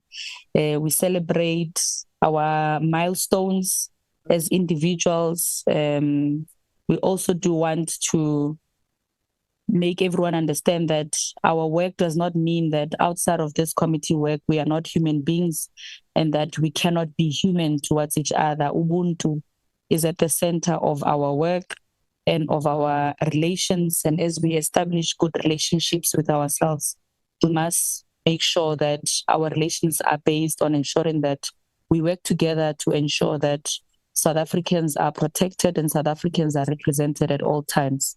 So have a beautiful festive season. Come back alive, come back in good health, and come back more refreshed. We need you more refreshed than ever next year. We're going for local government. It's going to be a more hectic year. We hope to see all of you, and we would like to see us working together again in the same spirit that we have been working together. Thank you so much, Chair. Thank you, Honorable Letlape. Last, Honorable Nkosi. It's Honorable Mahlangu. It will be Honorable Mahlangu. I can't do my They are opposing each other. Opposing each other from the same party. Our house. No, but ANC must have one person speaking. We can't have Really. Can we have one person from the ANC, please? We can't have the whole entourage speaking to us. Yeah, Mahlangu will speak. Mahlangu? No, thank you, Chairperson. I know that the club is always jealous of me. Now, let me greet your good self, Chair, Portfolio Committee members, and the support staff, and start by appreciating the opportunity given to me to speak on behalf of Portfolio Committee members representing the African National Congress. I must first, Chair, acknowledge the collective efforts we have displayed or demonstrated for the past 10 months. One must agree that it was not an easy journey, yet it was an interesting and a necessary journey to travel. Our differences, I think, were many, but we were able to manage them, and in pursuit of an effective oversight, I think is commendable. the level of tolerance and professionalism displayed, even Chair, in the moments of disagreements, I think it was very great. And if one again has to choose the portfolio committee, I will also appreciate it to be part of this team. I would like to take this moment and extend our gratitude to the staff, to every member of the portfolio committee, your dedication, support, and understanding.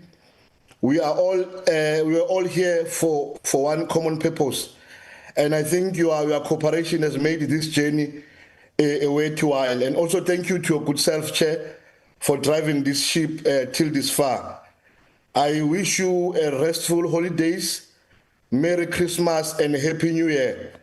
Let us take this time to rest and drink a lot of water and eat fruits there in the rural areas, Kobe. Good night. Thank you very much. We love you. Bye. Leadership. What a good night. You still have a ministerial statement there. And questions. Can I ask, who wrote this for Makangu? Because he was not aware we were doing farewell speeches this man in the beginning of We are virtual, honorable members. We are not live. I know the feeling. I'm getting it even myself. I wish we were in one place. That thing when we are together, irrespective of our parties, I could feel the excitement. But honorable members, allow me to take this opportunity one by one. You know, I must start it like Honorable Bath. To be honest, it was not a good year,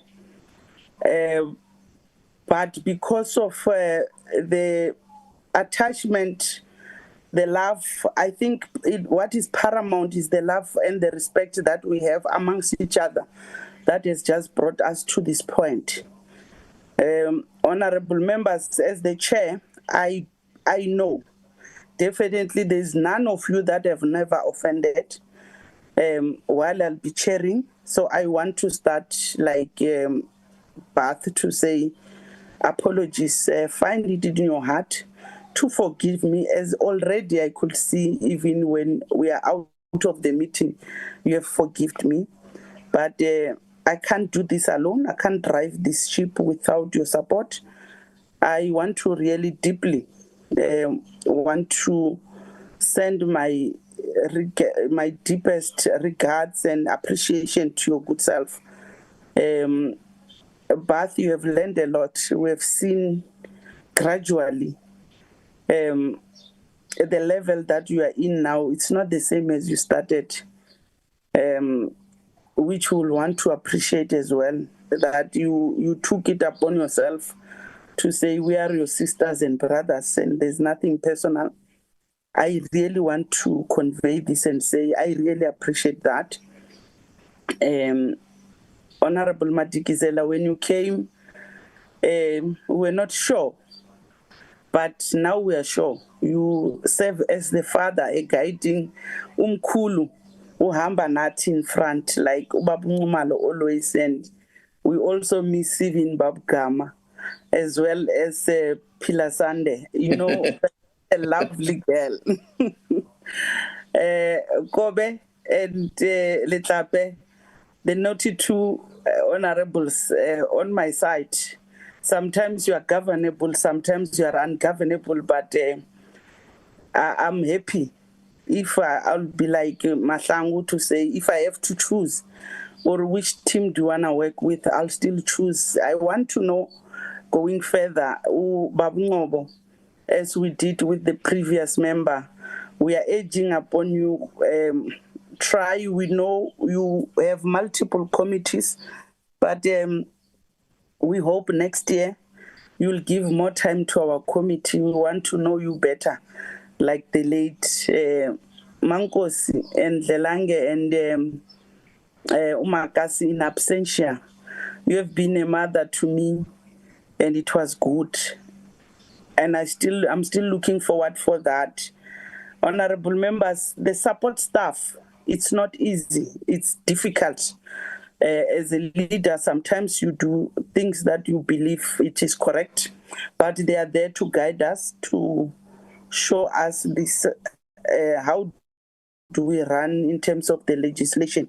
I want to take this opportunity to send my gratitude, and really they must rest through this festive season. As us as politicians, there's no way we can rest. There's a policy conference as well. There's NGC. There's no time to rest from our side as politicians. But we want to urge and call upon yourself as a support staff. Rest. Inez, make sure that you are fully healed next year. We need those guidance. We are used to your good self. We know the parliament can replace, but we don't want a replacement. We are fine, we are settled, we are used to your lifestyle and your guidance. We are used to Shrebe as well. We are used to Stabi. And I believe all of you, you know us now, like Nola and Khadija. We know each other's character. It's easier than to get a new person. So we are wishing you well and wanting you to rest, so that next year when we come back, we'll be working and continue to work very well. Honorable members, while I'll be doing that, I want to remind you that today we are going to have the chairperson's meeting that will start, it has already started. Now at 1, they will give us a guideline. Actually, by the norm, we're supposed to adopt and the program of the next quarter, but we could not because we are waiting for the guideline from the chair of chair's office. So bear with us. If there's any other thing in the middle, allow us as Manco to call you back and try to rectify what we did not do. If by next week we'll be having that program, we'll also request you to bear with us. Honorable members and the staff, I have an announcement that all of us, if we can, let's support each other, because we believe we are a family. The family on the 20th and the 21st, there is Ulululu, which is the wedding, Umakoti wet, but she must behave. She must not be like what she's doing here in Parliament. We want to see the proper Makoti in Northwest, then we end in Mafikeng. Honorable Tlakpe will be tying the knots traditionally. So we are all invited, honorable members. I believe you must start to make your preparations starting from the 20th until the 21st in Northwest, and is it Bloom, Honorable Tabe? Yes, it's Bloemfontein, Chair. Yes, I believe Usbar Sam Umpo, yeah, she knows what he knows what he's dealing with. So I only pilwe tat. Umakoti way to chair. Yeah, Umakoti way to, we are coming. There's no way. And that's why I'm calling upon all of us to attend. If there's nothing that stops us, we are a family. We need to support each other through thick and thin. And actually, we are happy. We are excited. It was supposed to be, that one of us wearing stilettos, but you have sympathized with myself and Mankosi because we can't wear stilettos. I think you have really considered us very well. Without wasting much, because I've already connected to the chairperson's meeting, let me check with Nola before I could step down or adjourn this meeting. Do you have any other thing that you want to say from the support staff, because you are part of us, and not with that disrespect? I can call all of you. I know you report to the different supervisors, but allow me, with the fact that on my own discretion, just to say, as the secretariat, Nola compiles everything. I'm not saying she's your supervisor, but can she say something on behalf of all of you? Thank you, Honorable Chairperson. Because I've been saying a whole lot throughout the meeting, and I'm with people that I work with, I would like to waiver the authority that you've just given me to say something. I'd like to waiver it to Inez. Also, we haven't heard much from Inez. She's been unwell, and we're grateful that she's back. So, Chair, from my side, I would just wish everyone happy holidays. We pray for those who will be traveling, that traveling mercies be with them, and we pray for protection to everyone so that we can see each other in a jolly mood again next year. Thank you, Chair. Over to Inez through you, Chairperson. Inez, welcome back, and you may take the floor. Good afternoon, everyone. Thank you, Chairperson and members and colleagues. Just from my side, thank you for everyone's good wishes while I was ill, and for everyone keeping me in their thoughts and prayers. And just from my side to say that we are wishing everyone a safe, happy Christmas and New Year and every other festival that people celebrate. And also congratulations to Honorable Letlape that she has a joyous union, the forthcoming union, and just that we are all very grateful that we are here, and wishing everyone all the best and seeing everyone in the new year. Thank you. And now move to the minutes of the 17th of September. Thank you. In the absence of any other item, honorable members, I wish you well as we are going to the plenary. There is a ministerial statement as well as questions to the minister. I wish you all the best who are going physically, and those who are not going physically, let's connect. And the meeting stand adjourned. Thank you. National Assembly Parliament. Thank you, Chair. Thank you, colleagues. Recording stopped. Bye. Thank you. Bye-bye. And then we had an input from the chairperson of